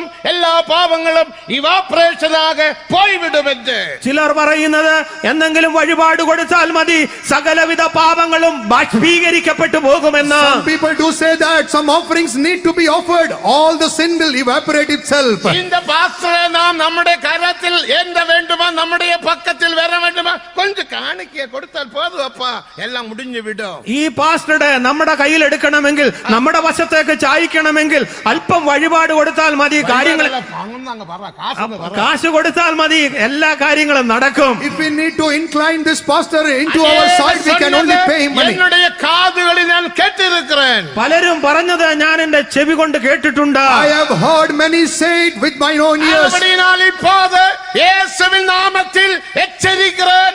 அப்படிப்பட்டவர்கள் யாராவது தேவ சத்தம் கேட்பீர்களானால் இப்போது ഉന്നെ താഴ്ത്തി മനം തിരുമ്പിக் കൊള്ളുங்கள். അങ്ങനെയുള്ളതായ ആരെങ്കിലും ഈ ശബ്ദം കേൾക്കുന്നുവെങ്കിൽ ഇപ്പോൾ യേശുവിന്റെ നാമത്തിൽ മുന്നറിയിപ്പ് തരികയാകുന്നു, നീ നിന്നെ തന്നെ താഴ്ത്തി അനുതപിച്ച് മാനസാന്തരപ്പെടുക. If at all there is anybody like that here, in the name of Jesus I warn you, repent now. அந்த துன்மார்ഗனுடைய സ്വഭാവങ്ങൾ என்ன? ആ ദുഷ്ടന്റെ സ്വഭാവങ്ങൾ എന്താണ്? What are the characters of that wicked? முதலாவது அவன் சிட்சையை பகைக்கிறான். ഒന്നാമതായിട്ട് അവൻ ശാസനയെ വെറുക്കുന്നു. Firstly, he hateth instruction. എല്ലാരും ബൈബിൾ ഒന്ന് തുറന്ന് പാരുங்க. എല്ലാവരും വേദപുസ്തകം തുറന്നു നോക്കുക. Everyone open your Bibles and read. 50-ാം സംഗീതം 17-ാം വചനത്തെ പാരുங்கள். 50-ാം സങ്കീർത്തനം 17-ാം വാക്യം ശ്രദ്ധിക്കുക. 50th Psalm 17th verse, please read. ஏமாந்து போகாதீர்கள். നിങ്ങൾ വഞ്ചിക്കപ്പെട്ടു പോകരുത്. Do not get deceived. ഒരു എഴുപ്പതിൽ ഉണ്ടാകട്ടെ. ഒരു ഉണർവുണ്ടാകട്ടെ. Let a revival break forth. നാം ഓടിനതും പ്രയാസപ്പെട്ടതും വീണാകാതെ പഠിക്ക ദേവാദി ദേവൻ നമുക്ക് ഉദവി ചെയ്യുവാറാക. നാം ഓടിയതും അധ്വാനിച്ചതും വൃഥാവായി പോകാതിരിക്കേണ്ടതിനായിട്ട് ദൈവാദി ദൈവം നമ്മെ സഹായിക്കുമാറാകട്ടെ. And we labored may not be in vain. Let the God of gods help us. 16-ാം വചനത്തിൽ 16-ാം വാക്യത്തിൽ 16th verse. നാങ്ക ചൊല്ലുമ്പോൾ നിങ്ങൾ ബൈബിളെ ഒന്ന് തുറന്ന് പാരുங்கள். ഇവിടെ പറയുമ്പോൾ നിങ്ങൾ വേദപുസ്തകം തുറന്ന് നോക്കുക. As we read here, you also open your Bibles and read. ഞാനൊരു വിസിറ്റിങ്ങിന് പോന്നെ. ഞാൻ ഒരിക്കൽ സന്ദർശനത്തിനായി പോയി. I once went for visiting. എന്നോട് സ്വന്തക്കാർ വീട്ടിൽ എന്റെ ബന്ധുക്കളുടെ വീട്ടിലാണ്. സ്വന്തക്കാരോ ബന്ധുവല്ല, ഒരു സ്വന്തത്തിൽപ്പെട്ട വ്യക്തിയുടെ വീട്ടിലായിരുന്നു. It is one of my related person. ജപിക്കലാമോ? പ്രാർത്ഥിക്കാമോ? Shall we pray? ബൈബിൾ വാസിക്കലാമോ? ഉൻ ബൈബിൾ ഒന്ന് തുറന്ന് വാസിക്ക വേണ്ട, എൻ ബൈബിൾ തുറന്ന് വാസി. നിങ്ങളുടെ വേദപുസ്തകം തുറക്കണ്ട, എന്റെ വേദപുസ്തകം ഞാൻ തുറക്കാം. You do not read your Bible, read mine. അവർ നിലക്கிறாங்க പെന്തക്കോസ് വേദപുസ്തകം വേറെ, ഇവരുടെ വേദപുസ്തകം വേറെ. അവർ ചിന്തിക്കുന്നത് പെന്തിക്കോസുകാരുടെ കയ്യിലിരിക്കുന്നതായ വേദപുസ്തകവും അവരുടെ വേദപുസ്തകവും വേറെ വ്യത്യാസമുള്ളതാണെന്ന്. They thought that the Bible with the Pentecostal people is different than what they had. ബൈബിളെ കാണും. വേദപുസ്തകം അന്വേഷിച്ചു നോക്കി വേദപുസ്തകം കണ്ടെത്തിയില്ല. They kept on searching and seeking the Bible. It could not be found. ആ മനവേ பார்த்து சொல்றாங்க, എടി ഇങ്ങ இல்லையே நான் பைபிள் വെച്ചത് ഇപ്പോ എങ്ക പോச்சு? ഭാര്യയോട് ചോദിക്കാൻ, അത് പോച്ചിട്ട് വർഷങ്ങളാச்சு. താൻ ഭാര്യയോട് പറയുന്നത്, ഞാൻ ഇവിടെ എന്റെ സ്വന്തം അണ്ണന്താ, അത് പോച്ചിട്ട് വർഷങ്ങളാச்சு, അതെല്ലാം വിറ്റ് വട വാങ്ങി സാപ്പിട്ടാச்சு. ഓ, ഭാര്യയോട് ചോദിക്കുന്നു, ഇവിടെ വെച്ചിരുന്ന വേദപുസ്തകം എവിടെ? ஒருவேளை நான் வாசிக்கும் போது நீங்கள் சொல்லலாம், ஓ என் பைபிள் அப்படி ஒன்னும் இல்ல, பாசி வேற ஏதோ ஒரு பைபிள் இல்ல, திறந்து பாருங்க. ആയതുകൊണ്ട് ഞാൻ വായിക്കുമ്പോൾ പാസ്റ്ററുടെ വേദപുസ്തകത്തിലുണ്ട്, എന്റെ വേദപുസ്തകത്തിലില്ല എന്ന് പറയുന്നത്. വാസിക്കുമ്പോൾ നിങ്ങൾ എന്നോട് ചേർന്ന് വാസിയുങ്ങൾ. ഞങ്ങൾ വായിക്കുമ്പോൾ ചേർന്ന് നിങ്ങളും വായിക്കുക. As we read, please join us in reading. നമ്മുടെ യേശു சொன்னார், നമ്മുടെ യേശു പറഞ്ഞു, Our Jesus said, എൻ സഭയെ ഞാൻ കട്ടുവേൻ, എന്റെ സഭയെ ഞാൻ പണിയും. I will build my church. പാതാളത്തിൻ വാസലുകൾ മേൽക്കൊള്ളുവതില്ല, പാതാള ഗോപുരങ്ങൾ അതിനെ ജയിക്കുകയില്ല. And the gates of hell shall not ഞാൻ prevail. കട്ടുവേൻ, ഞാൻ എന്റെ സഭയെ പണിയും. I will build my church. நாம் தேவனுடைய கரை தீரே முதலானது ஒன்றுமில்லாமல் பழுதற்ற மகிமையுள்ள சபையாக மாற வேண்டும். அதுக்கு தான் இந்த ஆலோசனையை இந்த வேளையில் தேவன் வெளிப்படுத்துகின்றார். നാം കറ ചുളുക്കം മുതലായ ഒന്നുമില്ലാത്ത ശുദ്ധയും നിഷ്കളങ്കയുമായ തേജസ്സുള്ളതായ സഭയായി തനിക്ക് മുൻനിർത്തപ്പെടേണ്ടതിനായിട്ടാകുന്നു ഈ സത്യത്തെ ഇപ്പോൾ നമുക്ക് വെളിപ്പെടുത്തി തരുന്നത്. That we may all become a glorious church without spot, wrinkle or any blemish. All these truths are being revealed now. 50-16 സങ്കീർത്തനം 16 വാക്യം. 50th Psalm 16 தேவன் துன்மார்க்கனை நோக்கி, நீ என் பிரமாணங்களை எடுத்துரைக்கவும் என்னிடத்தில் உடன்படிக்கை செய்யவும் உனக்கு என்ன நியாயம் உண்டு? എന്നാൽ ദുഷ്ടനോട് ദൈവം അരുളി ചെയ്യുന്നു, നീ എന്റെ ചട്ടങ്ങളെ അറിയിക്കുവാനും എന്റെ നിയമത്തെ നിന്റെ വായിൽ എടുക്കുവാനും നിനക്കെന്ത് കാര്യം? But unto the wicked God saith, what hast thou to do to declare my statutes, or that thou shouldest take my covenant in thy mouth? அவனுடைய வாழ்க்கையில் வந்த குறைகள், അവരുടെ ജീവിതത്തിലുണ്ടായതായ കുറവുകൾ, now the shortcomings in his life. നമ്മുടെ ജീവിതത്തിലും அந்த കുറവുകൾ ഇരിക്കണം. ഒരുപക്ഷെ നമ്മുടെ ജീവിതത്തിലും ഇങ്ങനെയുള്ള കുറവുകൾ ഉണ്ടായിരിക്കാം. Probably in our life also it may be found. இப்போதே நீ மனம் திரும்பினால், ഇപ്പോൾ തന്നെ നീ അനുതപിക്കുന്നു എങ്കിൽ, if you decide to repent now, இந்த குறை என்னுடைய ജീവിതത്തിൽ ഉണ്ട്, எனக்கு மன்னியுமப்பா, இனி நான் செய்ய மாட்டேன் என்று நீ தீர்மானம் எடுத்து அறிக்கை செய்தால், தேவன் சொல்லுகிறார், நான் உன் பாவத்தை மன்னிக்க நீதியும் உண்மையும் உள்ள தேவனாயிருக்கிறேன். കർത്താവേ, ഈ പാപങ്ങളൊക്കെയും എന്റെ ജീവിതത്തിലുണ്ട്, ഞാൻ അതിനെ ഇപ്പോൾ ഏറ്റുപറയുന്നു, ഇനി മേലാൽ ഈ പാപങ്ങളെ ചെയ്യുകയില്ല എന്ന് കർത്താവിനോട് നാം ഏറ്റുപറയുന്നുവെങ്കിൽ, കർത്താവ് പറയുന്നത്, നിന്റെ പാപങ്ങളെ ഒക്കെയും ക്ഷമിക്കുവാൻ ഞാൻ നീതിയുള്ളവനും വിശ്വസ്തനുമാകുന്നു. you say to the Lord, Lord, I have sinned, I have this shortcoming in my life, the Lord is able to, he will say that I am able to, he is righteous enough to forgive us our sins. பாவமில்லை என்போமானால் உன்னை நீயே വഞ്ചിക്கிறாய். എനിക്ക് പാപമില്ല എന്ന് പറയുന്നുവെങ്കിൽ നിന്നെ തന്നെ വഞ്ചിക്കുന്നു. If any man saith, I do not have sin in me, he is deceiving himself. നമ്മുടെ അനേക വിശ്വാസികൾ ചൊല്ലുகிற ഒരു വാസകം, ഞാൻ പഴയ വിശ്വാസിയുടെ മകൻ, தெரியுமா? ഞാനും പഴയ എങ്ങോട്ട് சொன்னாங்க, ഞാൻ പഴയ വിശ്വാസിയുടെ മകൻ, ഞാൻ അതേ പാർക്കിന് പഴയ വിശ്വാസിയുടെ മകൻ. ഈ നാളുകളിൽ ചിലരൊക്കെ പറയുന്നത്, ഞാൻ പഴയ വിശ്വാസിയുടെ മകനാകുന്നു എന്ന് പറയാറില്ലയോ? പഴയ വിശ്വാസി, ഞാൻ പഴയ വിശ്വാസിയുടെ മകൻ, ഞാൻ അന്ത വിശ്വാസിയുടെ കൊച്ചുമകൻ എന്തെല്ലാം சொல்லுகிறது இல்லையா? அந்த பேச்சை இன்றையோட நிப்பாட்டுங்கள். അങ്ങനെയുള്ളതായ സംസാരം ഇന്ന് തന്നെ നിർത്തിക്കൊള്ളുക. And let us stop that very sentence saying that I am son of or daughter of a believer. ഇങ്ങനെയുള്ളതായ സ്വഭാവങ്ങൾ ഉണ്ടെങ്കിൽ ഇപ്പോൾ തന്നെ അനുതപിച്ചുകൊള്ളുക. These characters are found in us. Let us repent now. സ്വഭാവങ്ങൾ ഇരിക്കുന്നപടിയാൽ വിശ്വാസ ജീവിതത്തിലും ജയ ജീവിതത്തിലും ദൈവിക സുഖത്തിലും വേർപാട് ജീവിതത്തിലും ദേവനുക്ക് അനുരൂപരാக ജീവിക്ക முடியாமல் இல்லாமல் போய் விடுகிறது. ഇങ്ങനെയുള്ളതായ സ്വഭാവങ്ങൾ ജീവിതത്തിൽ ഉണ്ടാകുന്നു ജയജീവിതം ചെയ്യുവാൻ കഴിയാതെ, വിശുദ്ധ ജീവിതം ചെയ്യുവാൻ കഴിയാതെ പല വിധത്തിൽ ദൈവത്തിന് വിരോധമായി പാപം ചെയ്യുന്നത്. Because these things are found, we are in possession of these things in our life. We are unable to lead a faith life, a life of separation, a அவருடைய life of ஜீவியத்திலே divine healing. குறைகளை பார்ப்போம். അവരുടെ ജീവിതത്തിലെ കുറവുകളെ നോക്കുക. Let's look at the shortcomings of their life. 17-ാം വചനത്തിൽ 17-ാം വാക്യത്തിൽ 17th verse. നീ ശിക്ഷയെ പകയ്ക്கிறாய், നീ ശാസനയെ വെറുക്കുന്നു. Thou hatest instruction. இரண்டாவது என் வார்த்தைகளை உனக்கு பின்னாக எறிந்து போடுகிறாய். രണ്ടാമതായിട്ട് എന്റെ വചനങ്ങളെ നിന്റെ പിറകിൽ എറിഞ്ഞു കളയുന്നു. Secondly, castest my words behind thee. மூன்றாவது நீ திருடனை காணும் போது அவரோடு ஒருமித்து போகிறாய். മൂന്നാമതായിട്ട് കള്ളനെ കണ്ടാൽ നീ അവന് അനുകൂലപ്പെടുന്നു. Thirdly, when thou sawest a thief, thou consentest with him. நாலாவது விபசாரரோடும் உனக்கு பங்குண்டு. നാലാമതായിട്ട് വ്യഭിചാരികളോട് നീ പങ്കുകൂടുന്നു. Fourthly, thou hast been partaker with adulterers. ஐந்தாவது உன் வாய் பொல்லாப்புக்கு திறக்கிறாய். അഞ്ചാമതായിട്ട് നിന്റെ വായ് നീ ദോഷത്തിന് വിട്ടുകൊടുക്കുന്നു. Fifthly, thou givest thy mouth to evil. ஆறாவது உன் நாவு சற்பனையே பிணைக்கிறது. ആറാമതായിട്ട് നിന്റെ നാവ് വഞ്ചന പിണയ്ക്കുന്നു. Sixthly, thy tongue frameth deceit. ஏழாவது நீ உட்கார்ந்த சகோதரனுக்கு விரோதமாக பேசுகிறாய். ഏഴാമതായിട്ട് നീ ഇരുന്ന് നിന്റെ സഹോദരന് വിരോധമായി സംസാരിക്കുന്നു. Seventhly, thou sittest and speakest against thy brother. எட்டாவது உன் தாய் மகனுக்கு அவதூறு உண்டாக்குகிறாய். എട്ടാമതായിട്ട് നിന്റെ അമ്മയുടെ മകനെ കുറിച്ച് അപവാദം പറയുന്നു. Eighthly, thou slanderest thine own mother's son. தாய் மகன் என்று சொன்னால் தேவ ஊழியர்கள். അമ്മയുടെ മകൻ എന്ന് പറയുമ്പോൾ കർത്താവിന്റെ ശുശ്രൂഷക്കാർ. Mother's son means the servants of God. சகோதரன் என்று சொல்லும் போது விசுவாசிகள். സഹോദരൻ എന്ന് പറയുമ്പോൾ വിശ്വാസികൾ. Brother means the believers. இனி அடுத்த 9வது இவைகளை நீ செய்யும் போது நான் മൗനമായിരുന്നேன்.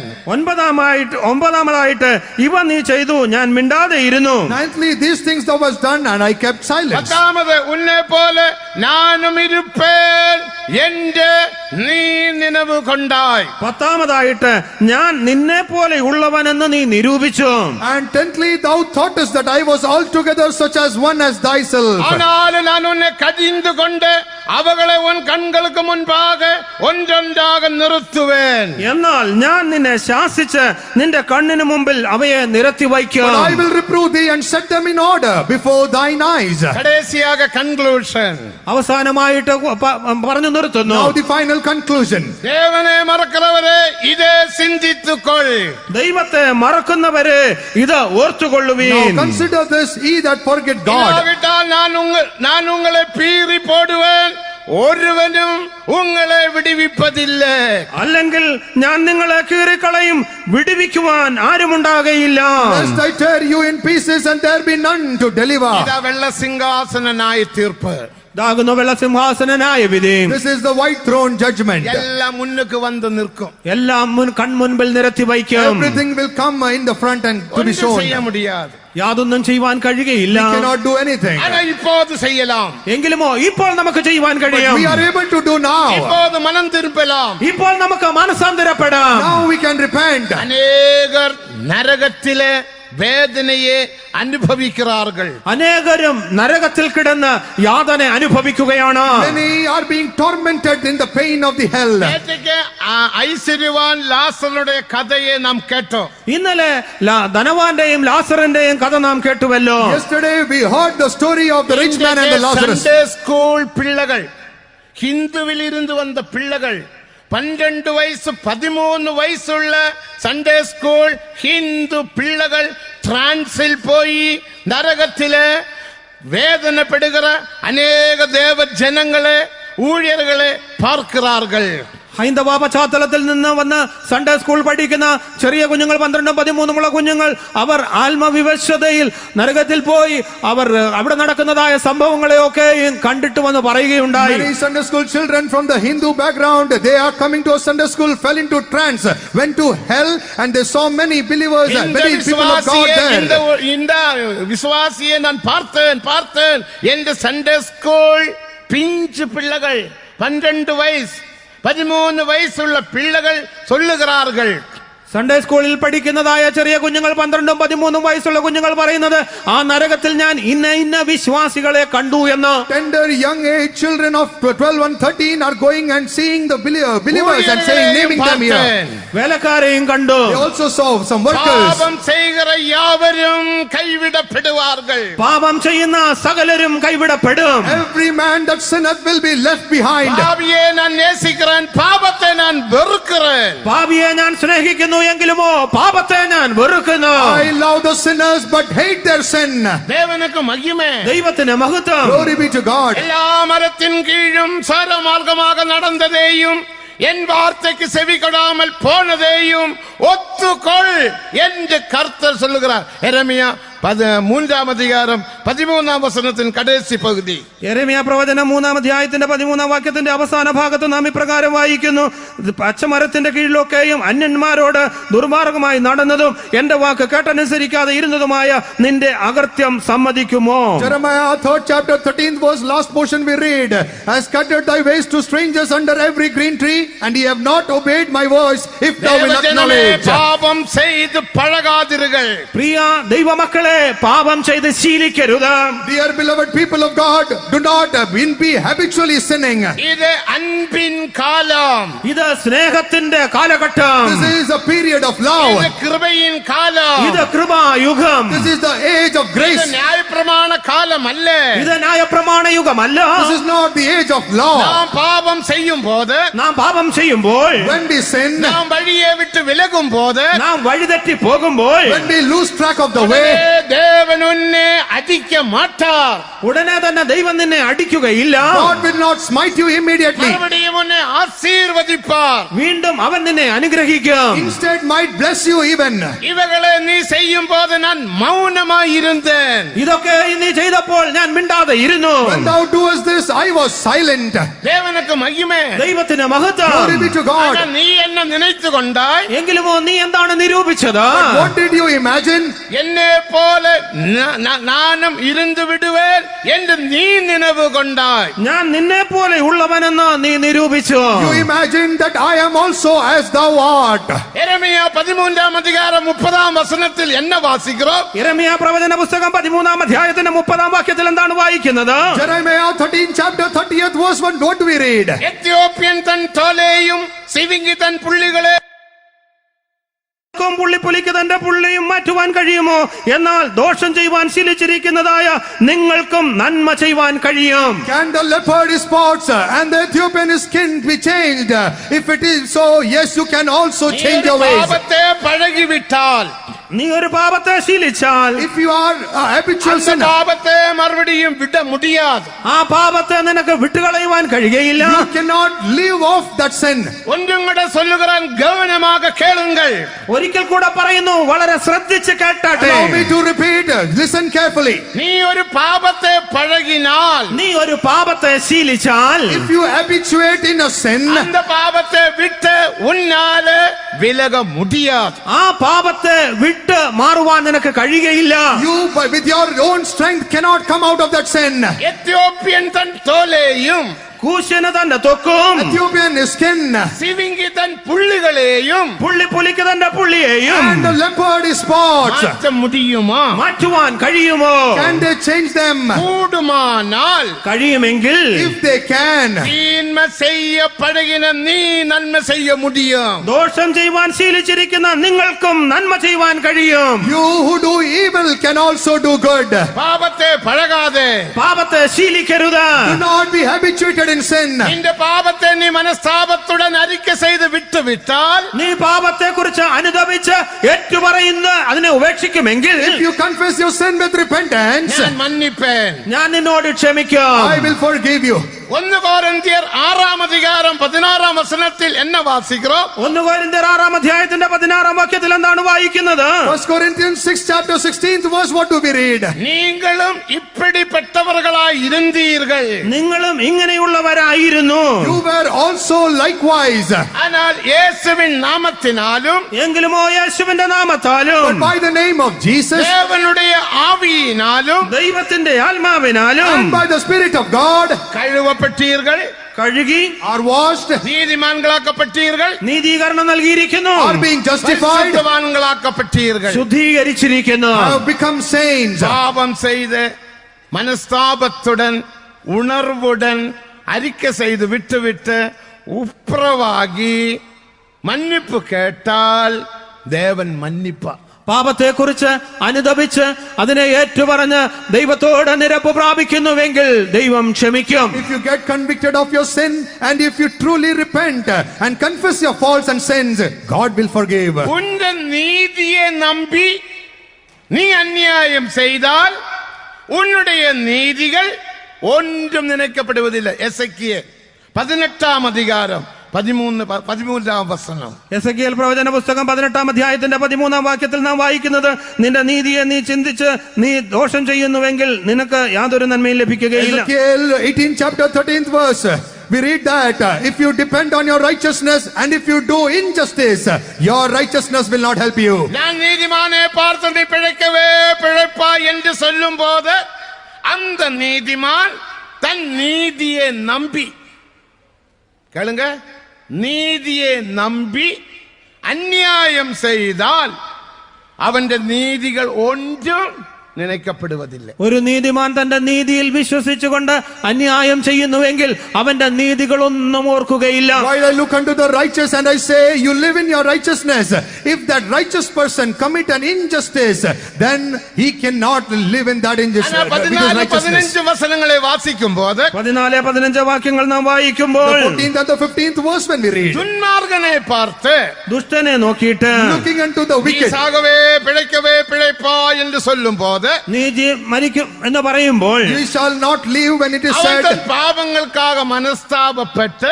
അവൻ തന്റെ പാപങ്ങളെ കുറിച്ച് അനുതപിച്ച് if he repents about his own sins, വാങ്ങിന അടമാനത്തെ തിരുപ്പി കൊടുത്ത് വാങ്ങിയതായ തിന്മകളെ തിരിച്ചു കൊടുത്ത് and gives back all with upon usury, അവൻ പാപം ചെയ്യാമൽ അവൻ പാപം ചെയ്യാതെ without doing sin, ജീവ മാർഗത്തിൽ നടന്നാൽ ജീവന്റെ മാർഗത്തിൽ നടന്നാൽ walks in the path of life, അവൻ പാപത്തിൽ സാകമാട്ടാൻ. അവൻ പാപത്തിൽ മരിക്കുകയില്ല. he will not die in his sin. ദയവ് ചെയ്ത് இந்த വസനത്തെ വീടുകളിൽ പോയി പാറാമൽ പഠിத்து கொள்ளுங்க. கம்ப்யூட்டர்ல நன்றாக பிரிண்ட் பண்ணி உன்னுடைய சுவரில அழகாக ஒட்டி வைத்துக் கொள்ளுங்க. ദയവ് ചെയ്ത് വീടുകളിൽ ചെന്ന് ഈ വചനത്തെ മനപാഠമായി പഠിക്കുക. കമ്പ്യൂട്ടറിൽ നിന്നും അത് പ്രിന്റ് ചെയ്ത് വീട്ടിൽ മനോഹരമായി ഒട്ടിച്ചു വയ്ക്കുക. Go back to your homes and memorize this verse. Also take a print out of this and place it on your walls. വേണ്ടാത്ത കാര്യങ്ങളെല്ലാം വീട്ടിലിരുന്ന് അകറ്റി കൊള്ളുங்கள். ആവശ്യമില്ലാത്ത കാര്യങ്ങളെല്ലാം ഭവനത്തിൽ നിന്ന് നീക്കിക്കളയുക. Remove all the unwanted stuff from your houses. ഇതൊരു പിശാചിനുடைய പൊരുളാനാൽ, ഇത് ഒരുപക്ഷെ പിശാചിന്റെ വസ്തുവെങ്കിൽ, If this is a thing pertaining to the devil, വേദവസനത്തിൻപടി പിശാചാനവൻ അങ്ങ് ഉക്കാറും. ദൈവവചന പ്രകാരം പിശാച് അവിടെ ഇരിക്കും. as per the word of God, Satan will be seated on it. വീടേ അഴിച്ചു പോടും. അവിടെ ഇരുന്നു കൊണ്ട് നിന്റെ വീടിനെ അവൻ നശിപ്പിക്കും. Seated there, he will destroy your house. നീ ഒരു പാപം ചെയ്താൽ, നീ ഒരു പാപം ചെയ്താൽ If you commit a sin, அந்த பாவம் உனக்குள்ளே வந்துவிடும். ആ പാപം നിന്റെ ഉള്ളിലേക്ക് കടന്നു വരും. that sin comes into you. പിന്നെ அந்த പാപം വളരും. പിന്നീട് ആ പാപം വളരുവാനിട വരും. Eventually the sin പിന്നെ grows. പാപം മരണത്തെ പിറപ്പിക്കും. അതിനുശേഷം ആ പാപം മരണത്തെ പ്രസവിക്കുന്നു. Post which the sin will beget death. യാക്കോബ് 1:14-15. യാക്കോബിന്റെ ലേഖനം 1-ാം അധ്യായത്തിന്റെ 14-15 വാക്യങ്ങൾ. James 1st chapter 14th and 15th verse. சுய இச்சையினால் இழுக்கப்பட்டு சிக்கொண்டு சோதிக்கப்படுகிறாய். பின்பு இச்சையானது கர்ப்பம் தரித்து பாவத்தை பிறப்பிக்கும். പാപം പൂർണ്ണപ്പെടും പോത് മരണത്തെ പിറപ്പിക്കും. ഒരുത്തൻ പരീക്ഷിക്കപ്പെടുന്നത് സ്വന്തം മോഹങ്ങളാൽ ആകർഷിച്ച് വശീകരിക്കപ്പെടുകയാലാകുന്നു. മോഹം ഗർഭം ധരിച്ച് പാപത്തെ പ്രസവിക്കുന്നു. പാപം മുഴുത്തിട്ട് മരണത്തെ പെറുന്നു. But every man is tempted when he is drawn away of his own lust and enticed. Then when lust hath conceived, it bringeth forth sin, and sin when it is finished bringeth forth death. ഇതൊരു ആഴமான விஷயம், இப்ப பேச நேரம் இல்ல. ഇത് ആഴമേറിയ വിഷയമാണ്, പറയുവാൻ സമയമില്ല. This is a deep subject, no time to elaborate. പാപത്തിലിരുന്ന് വിടുതലയെ പെറ്റ് ഇങ്ങനെയുള്ളതായ പാപങ്ങളിൽ നിന്നും വിടുതൽ പ്രാപിച്ച് being delivered out of such sins. தேவனுக்கு மகிமை. ദൈവത്തിന് മഹത്വം. Glory be to God. எரேமியா 4 அதிகாரம் 1-2 வசனத்தில் என்ன வாசிக்கிறோம்? യെരമ്യാ പ്രവചന പുസ്തകം 4 അധ്യായം 1-2 വാക്യങ്ങൾ എന്താണ് വായിക്കുന്നത്? Jeremiah 4th chapter 1st and 2nd verse, what do we read? உன்னுடைய அக்கிரமங்களையும் பாபத்தையும் விட்டு மனம் திரும்புறதுக்கு நீ விரும்பினால் நீ திரும்ப, அப்பொழுது നീ അലൈந்து തിരിവതില്ലേ. നീ മനം തിരിയുമെങ്കിൽ എന്റെ അടുക്കലേക്ക് മടങ്ങി വന്നുകൊള്ളുക, അങ്ങനെയെങ്കിൽ നീ അലഞ്ഞു നടക്കേണ്ടി വരികയില്ല. And when you are returning unto me, you put away that abomination out of thy sight and return, and then thou shalt not remove. மனம் திரும்புகிறதுக்கு மனதாய் இருந்தால் என்னிடத்தில் மனம் திரும்ப. നിനക്ക് മനസാന്തരപ്പെടുവാൻ മനസ്സുണ്ടെങ്കിൽ എന്റെ അടുക്കലേക്ക് മടങ്ങി വരിക. If you have the mind to repent, you turn your mind towards me. அப்பொழுது நீ அலைந்து திரிவதில்லை. അങ്ങനെയെങ്കിൽ നീ അലഞ്ഞു നടക്കേണ്ടി വരികയില്ല. Then you shall not wander away. எனக்கு பரிசுத்தம் இல்லையே, അയ്യോ എനിക്ക് വിശുദ്ധിയില്ലല്ലോ, Oh, I don't have எனக்கு holiness. ஜெய ஜீவியம் இல்லையே, എനിക്കൊരു ജയജീവിതമില്ലല്ലോ, Oh, I don't have one victorious life. ஜீவியம் இல்லையே, എനിക്കൊരു പ്രാർത്ഥന ജീവിതമില്ലല്ലോ, I don't have prayer life. சரியான ஐக்கியம் இல்லையே, എനിക്കൊരു ശരിയായിട്ടുള്ള കൂട്ടായ്മയില്ല. I don't have appropriate unity. நீ சொல்லி மனவேதனை பெடுகிறாய். അങ്ങനെ പറഞ്ഞ് നീ മനസ്സിൽ വ്യസനിക്കുന്നു. If you are saying thus and are நீ pain in your மனம் heart, திரும்பினால், നീ മാനസാന്തരപ്പെട്ടാൽ, if you நீ repent, என்னிடத்தில் திரும்பினால், നീ എന്റെ അടുക്കലേക്ക് മടങ്ങി വന്നാൽ, if you turn yourself to me, எல்லா பாவங்களையும் நான் மன்னிக்கும். നിന്റെ സകല പാപങ്ങളെയും ഞാൻ ക്ഷമിക്കും. I will forgive all your sins. ஆனா ஒரு விஷயம், എങ്കിലും ഒരു വിഷയം, But there is a matter. எப்போது தேவன் மன்னிப்பார்? എപ്പോഴാണ് ദൈവം ക്ഷമിക്കുന്നത്? When will the Lord forgive? നമ്മളെല്ലാം സുസ്ഥീകരിപ്പ് കൂട്ടത്തിൽ എഴുതുന്ന കർത്താവ് സ്തോത്രം, ഞാൻ പല പാപങ്ങൾ ചെയ്തேன், അവരെ ദുഃഖപ്പെടുത്തിனேன், ഇവരെ ദുഃഖപ്പെടുത്തിனேன், ഇനി ഒരു പാപവും செய்ய மாட்டேன், നിങ്ങൾ எல்லாரும் எனக்காக ஜெபம் பண்ணுங்க சொல்லி உட்கார்ந்தாச்சு. மன்னிச்சாச்சா? ஆண்டவர் மன்னிப்பாரா? ശുദ്ധീകരണ കൂട്ടങ്ങൾ എഴുന്നേറ്റ് നിന്നിട്ട് மன்னிப்பாரா? வீட்டுக்கு போன உடனே மறுபடியும் தொடங்கியாச்சு, பட்டா பட்டா பட்டா பட்டா இல்லையா? எனக்கு பலரை தெரியும், എനിക്ക് പലരെയും അറിയാം. I know many people who do this. ஏன் நீ எழும்பி மனம் திரும்பியது அறிக்கை செய்தது உண்மை இல்லையா? നീ എഴുന്നേറ്റ് നിന്ന് ഏറ്റു പറഞ്ഞത് അതോ സത്യമായിരുന്നില്ലയോ? Why did you get up and tell? Was it not the truth? 2 Corinthians 7 அதிகாரம் 10 வசனத்தை வாசிக்கும் போது, 2 കൊരിന്ത്യർ 7 അധ്യായത്തിന്റെ 10 വാക്യം നാം വായിക്കുമ്പോൾ, 2 Corinthians 7 chapter 10th verse, when we read, தேவனுக்கேற்ற துக்கம் பின்பு மனம் திரும்புகிறதுக்கு இடமில்லாமல் தேவன் மன்னிப்பார். ദൈവഹിത പ്രകാരമുള്ളതായ ദുഃഖം അനുതാപം വരാത്ത മാനസാന്തരത്തെ രക്ഷയ്ക്കായി ഉളവാകുന്നു. for godly sorrow worketh repentance to salvation, and that is what God ஒரு forgives. முறை ஒரு பாவத்தை அறிக்கை செய்தால், അതായത് ഒരു പ്രാവശ്യം ഒരു പാപം ഏറ്റു പറഞ്ഞാൽ, If we confess a sin once, ആ அறிக்கை தேவனுக்கேற்ற அறிக்கையானால், ആ ഏറ്റുപറച്ചിൽ ദൈവഹിത പ്രകാരമുള്ളതെങ്കിൽ, if that confession is worthy to God, നിന്റെ മരണം വരയ്ക്കും அந்த പാപത്തെ നീ செய்ய മാട്ടാ. നിന്റെ മരണം വരെയും ആ പാപത്തെ നീ പിന്നെ ചെയ്യുകയില്ല. you will not repeat that sin until your death. அந்த பாவம் செய்கிற இடத்தில் 7 விதமான ஆசீர்வாதங்கள் கீழே வாசிக்கிறோம், ஆசீர்வாதத்தினால் நிரப்புவார். അങ്ങനെയുള്ളതായവർക്ക് അതിന് താഴെ 7 വിധമായ അനുഗ്രഹങ്ങളുണ്ട്. ആ 7 അനുഗ്രഹങ്ങളാൽ നിറയ്ക്കപ്പെടുന്നു. People who are forgiven like that are mentioned about 7 blessings below. மன்னிப்பார். എപ്പോഴാണ് ദൈവം നമ്മളോട് ക്ഷമിക്കുന്നത്? When will God forgive us? எழும்பி சொன்ன உடனே எல்லாம் மன்னிச்சாச்சு. നാം എഴുന്നേറ്റ് പറഞ്ഞാൽ ഉടനെ എല്ലാം ദൈവം ക്ഷമിച്ചു എന്ന് ചിന്തിക്കുന്നു. We assume that when we stand up and tell everything, God will forgive. நீ விசுவாசிப்பது நல்லதுதான். അങ്ങനെ വിശ്വസിക്കുന്നത് നല്ലതാണ്. If you believe so, it is good. தேவனுக்கு மகிமை. ദൈവത്തിന് മഹത്വം. எப்போது மன்னிப்பார்? എങ്കിലും എപ്പോഴാണ് അവൻ ക്ഷമിക്കുന്നത്? When will He forgive? யோனாவின் புஸ்தகம் 3 அதிகாரம் 10 வசனத்தை வாசியுங்கள். യോനാ പ്രവചന പുസ്തകം 3 അധ്യായത്തിന്റെ 10 വാക്യം വായിക്കാം. Read the book of Jonah, 3rd chapter, 10th verse. எல்லாரும் எழுதி எடுத்துக்கொள்ளுங்க, வீடுகளில் போய் படியுங்க. എല്ലാവരും എഴുതുക, വീട്ടിൽ ചെന്ന് വായിച്ചു നോക്കുക. Please take note of this and go back and யோனாவின் home. புஸ்தகம் 3 அதிகாரம் 10 வசனத்தை வாசிக்கும் போது, தமிழ் வாசிங்க, தமிழ். அவர்கள் தங்கள் பொல்லாத சத்தமா வாசி. அவர்கள் தங்கள் பொல்லாத வழிகளை அவர்கள் தன் பொல்லாத வழிகளை விட்டு திரும்பினார் என்று திரும்பினார்கள் என்று தேவன் அவருடைய கிரியைகளை பார்த்து தாம் அவருக்கு செய்வேன் இருந்த சொல்லியிருந்த தீங்கை குறித்து மனஸ்தாபப்படுவார். நாம் அறிக்கை செய்த பிறகு ദേവൻ നമ്മുടെ ക്രിയകളെ പാർക്കുക. നാം ഏറ്റുപറഞ്ഞതിന് ശേഷം ദൈവം നമ്മുടെ പ്രവൃത്തികളെ നോക്കുന്നു. After we confess, God sees our works. ഇനി ഞാൻ കോപിക്ക മാട്ടേൻ, ഇനി ഞാൻ കോപിക്കുകയില്ല, I will not be angry anymore. മാട്ടേൻ, ഇനി ഞാൻ ഭോഷ്ക് പറയുകയില്ല, I will not lie anymore. ഇനി ഞാൻ ആരുടെ പണത്തെയും മനവി പണത്തെയും പുരുഷൻ പണത്തെയും തിരിട മാട്ടേൻ. ഇനി മേലാൽ ഞാൻ ആരുടെയും പണത്തെ, ഭാര്യയുടെ അല്ലെങ്കിൽ ഭർത്താവിന്റെ പണത്തെ I മോഷ്ടിച്ചെടുക്കുകയില്ല. will no more steal anybody's money. എല്ലാം തിരുടിയിട്ട് ഇറക്കുறாங்க. എല്ലാം മോഷ്ടിച്ചിട്ടാണ് ഇരിക്കുന്നത്. Many have stolen and have come. എന്റെ ബാങ്കിലെ പണമെല്ലാം എന്റെ മനവി എടുത്തിട്ട് പോച്ചത്. എന്റെ ബാഗിലെ പണമെല്ലാം ഭാര്യ എടുത്തിട്ട് പോയി എന്നൊരുവൻ പറഞ്ഞു. Today somebody said that my wife took away all the money from my bank and left. ഉന്നെ കൊല ചെയ്യവില്ലേ, കൊലയും ചെയ്യறாங்களே. ഞാൻ കൊല ചെയ്യവില്ലേ, ഇനി സമ്പാദിக்கிறதுக்கு രണ്ട് കൈ இருக்குது പോതാ. ഞാൻ ചോദിച്ചു, നിന്നെ കൊന്നുകളഞ്ഞില്ലല്ലോ, ഈ നാളിൽ കൊന്നുകളയാറുണ്ട്, സമ്പാദിക്കുവാൻ ഇരു കരങ്ങളില്ലയോ, അത് പോരായോ എന്ന് ഞാൻ ചോദിച്ചു. You have not been killed, at least you still have two hands to earn. അപ്പൊ ഇതെല്ലാം നമ്മൾ അറിക്കை ചെയ്തோம், ഇതെല്ലാം നാം ഏറ്റു പറഞ്ഞു. Now we have confessed everything. ദേവൻ ഉன்னுடைய அறிக்கையை அவர் பார்த்து கொண்டிருக்கிறார். ദൈവമോ നിന്റെ ഏറ്റുപറച്ചിലിനെ നോക്കുന്നു. The Lord is watching your confession. ഇനി ഞാൻ കള്ളം പറയുകയില്ല, I will not lie anymore. ദേവനെ ഒരുവനെ അനുമതിപ്പാ. ദൈവം ഒരുത്തനെ ഇങ്ങനെ അനുവദിച്ചു വിടും. God will allow a person. പോയി ഒരു പോയി சொல்லு, പോയിട്ട് അവനോടൊരു കള്ളം പറയുക. Go and provoke him to tell a lie. Wesley വന്ന് ഒരു പോയി சொல்லுவாங்க. വെസ്ലി വന്നൊരു കള്ളം പറയുന്നു. Wesley will come and tell a lie. ദേവനുക്ക് മഹിമ, ദൈവത്തിന് മഹത്വം. അത് ഒരു വിശ്വാസിത്താൽ, അത് വിശ്വസിച്ചാൽ, That is also അല്ലെങ്കിൽ പൊയ്യെ சொன்னால், ആ ഭോഷ്ക് പറഞ്ഞാൽ, if he lies, ഉന്റെ പാപത്തെ ഒന്നും ആയിരിക്കും ദേവൻ മன்னிக்கவில்லை. നിന്റെ പാപത്തെ ദൈവം ക്ഷമിച്ചിട്ടില്ല. God has not forgiven your sin. ദേവനുക്ക് മഹിമ, ദൈവത്തിന് മഹത്വം. Glory be to God.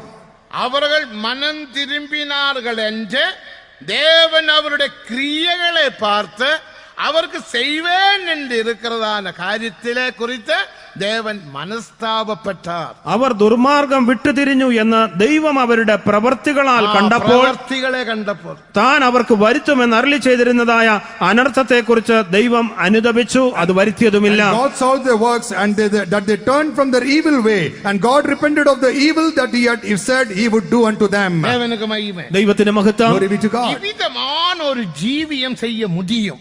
ഇങ്ങനെയുള്ളതായ ഒരു ജീവിതം നയിക്കുവാൻ സാധിക്കും. We can live a life this way. നേരത്തെ കേട്ടതുപോലെ, ഇന്നലെ നാം കേട്ടതുപോലെ, as we heard yesterday, അഭിഷേകം തേവ, അതിന് നിറവായ അഭിഷേകം ആവശ്യം. fullness of anointing is required. റോമർ 8-ാം 12-13 വസനങ്ങളെ വാസിക്കുമ്പോൾ, റോമാലേഖനം 8-ാം അധ്യായത്തിന്റെ 12-13 വാക്യങ്ങൾ വായിക്കുമ്പോൾ, Romans 8 chapter 12th and 13th verse when we read, நீங்கள் മാംസത്തിൻപടി പിഴപ്പീர்களானால் சாவீர்கள். നിങ്ങൾ ജഡത്തെ അനുസരിച്ച് ജീവിക്കുന്നു എങ്കിൽ മരിക്കും നിശ്ചയം. if we live after the flesh, ye shall die.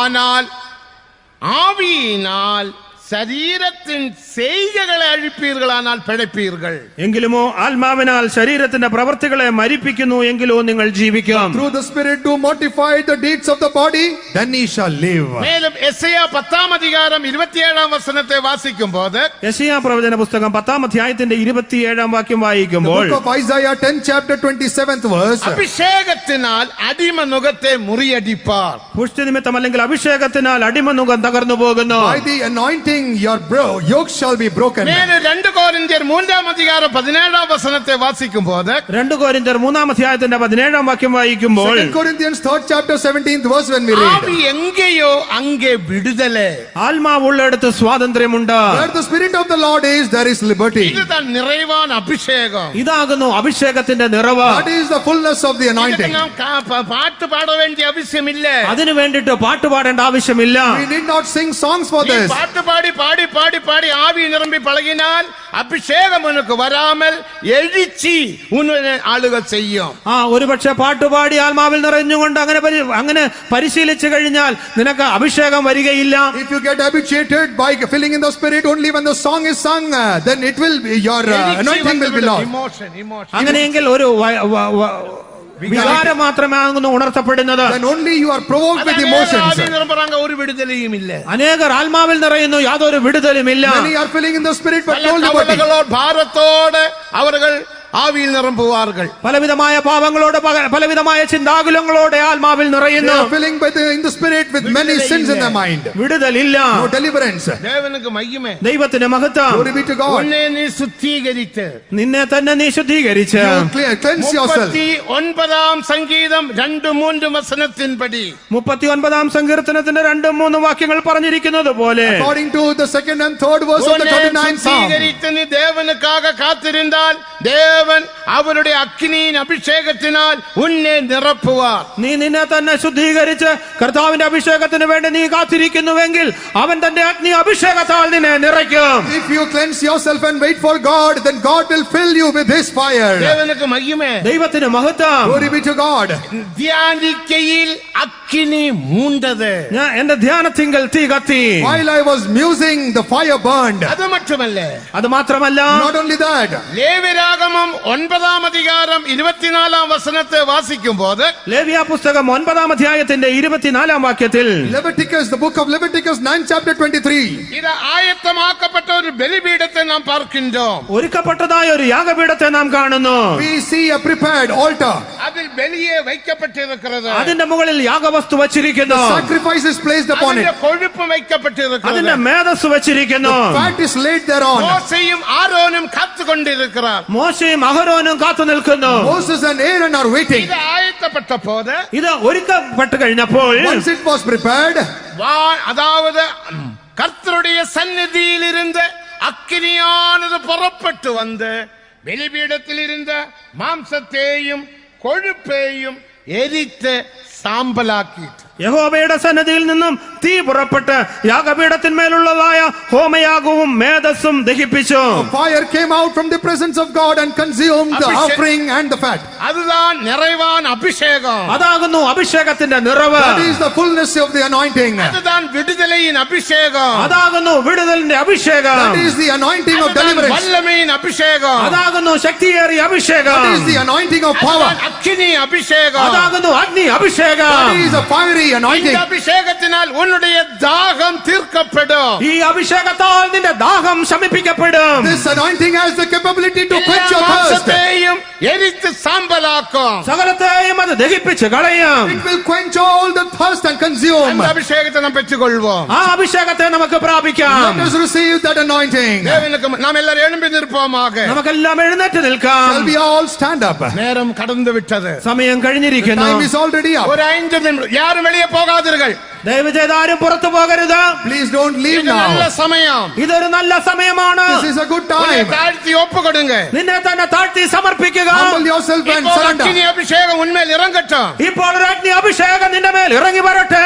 Let a fiery anointing descend upon அக்கினி you. அபிஷேகத்தை பெற்றுக்கொள்ளுங்கள். അഗ്നി അഭിഷേകത്തെ പ്രാപിക്കുക. Receive that fiery anointing. கல்வாரியின் மேன்மையான நோக்கம் உன்னுடைய வாழ்க்கையில் நிறைவேறட்டும். ആ കാൽവറിയിലെ ഏറ്റവും മഹത്തരമായ ആ മഹാ ഉദ്ദേശം നിന്റെ ജീവിതത്തിൽ നിറവേറപ്പെടട്ടെ. Let that higher purpose of that Calvary be fulfilled in your life. நித்திய மனவாட்டியாக மாற்றப்பட வேண்டும். നീ ആ നിത്യ മണവാട്ടിയായി തീരണം. You need to be transformed as an eternal bride. முதலானது ஒன்றுமில்லாமல் பிழையற்றதான மகிமையுள்ள சபையாக நாம் மாற்றப்படுவோம். കറ ചുളുക്കം യാതൊന്നുമില്ലാത്തതായ ശുദ്ധയും നിഷ്കളങ്കയുമായ സഭയായിട്ട് നമുക്ക് ആയിത്തീരാം. That we may become a glorious church without any spot, wrinkle or blemish. எல்லா வசனத்தின்படியும் கீழ்ப்படிந்து ஜீவிப்போம். സകല വചനത്തിൻ പ്രകാരവും അനുസരിച്ച് കീഴ്പ്പെട്ട് ജീവിക്കുക. Let us be subject to every word of God and live. சரியான ஒரு அறிக்கை செய்தால், യഥാർത്ഥത്തിൽ ഏറ്റുപറഞ്ഞാൽ, If you truly confess, ஒரு கீழ்ப்படுதலின் ஆவியை பெற்றுக்கொள்ளும். നിങ്ങൾ ഒരു അനുസരണത്തിന്റെ ആത്മാവിനെ പ്രാപിക്കുവാൻ കഴിയും. you will receive a spirit of obedience.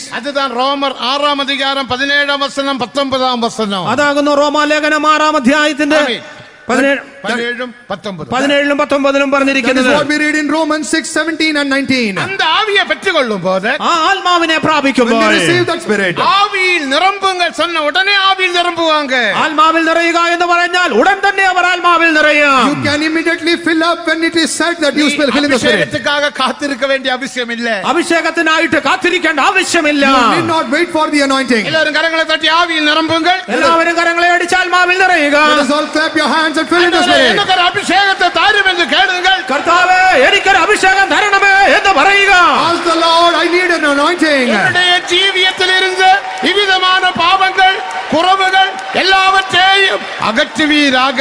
എന്റെ ജീവിതത്തിലുള്ളതായ ഇങ്ങനെയുള്ള സകല പാപങ്ങളെയും കുറവുകളെയും എന്നിൽ നിന്നും നീക്കണമേ. Lord, wipe out all the shortcomings and the sins of my life. എനിക്കൊരു എഴുപ്പുതൽ താരോ. എനിക്കൊരു ഉണർവിനെ തരണമേ. Grant me a revival. അഗ്നി അഭിഷേകം പെറ്റുകൊള്ളുക. അഗ്നി അഭിഷേകത്തെ പ്രാപിക്കുക. Receive the fiery anointing. എല്ലാവരും കരങ്ങളെ തട്ടി തട്ടി ആവിയിൽ നിറപ്പുക. എല്ലാവരും കരങ്ങളെ അടിച്ച് ആത്മാവിൽ നിറയുക. Everyone clap your hands and fill in the Spirit.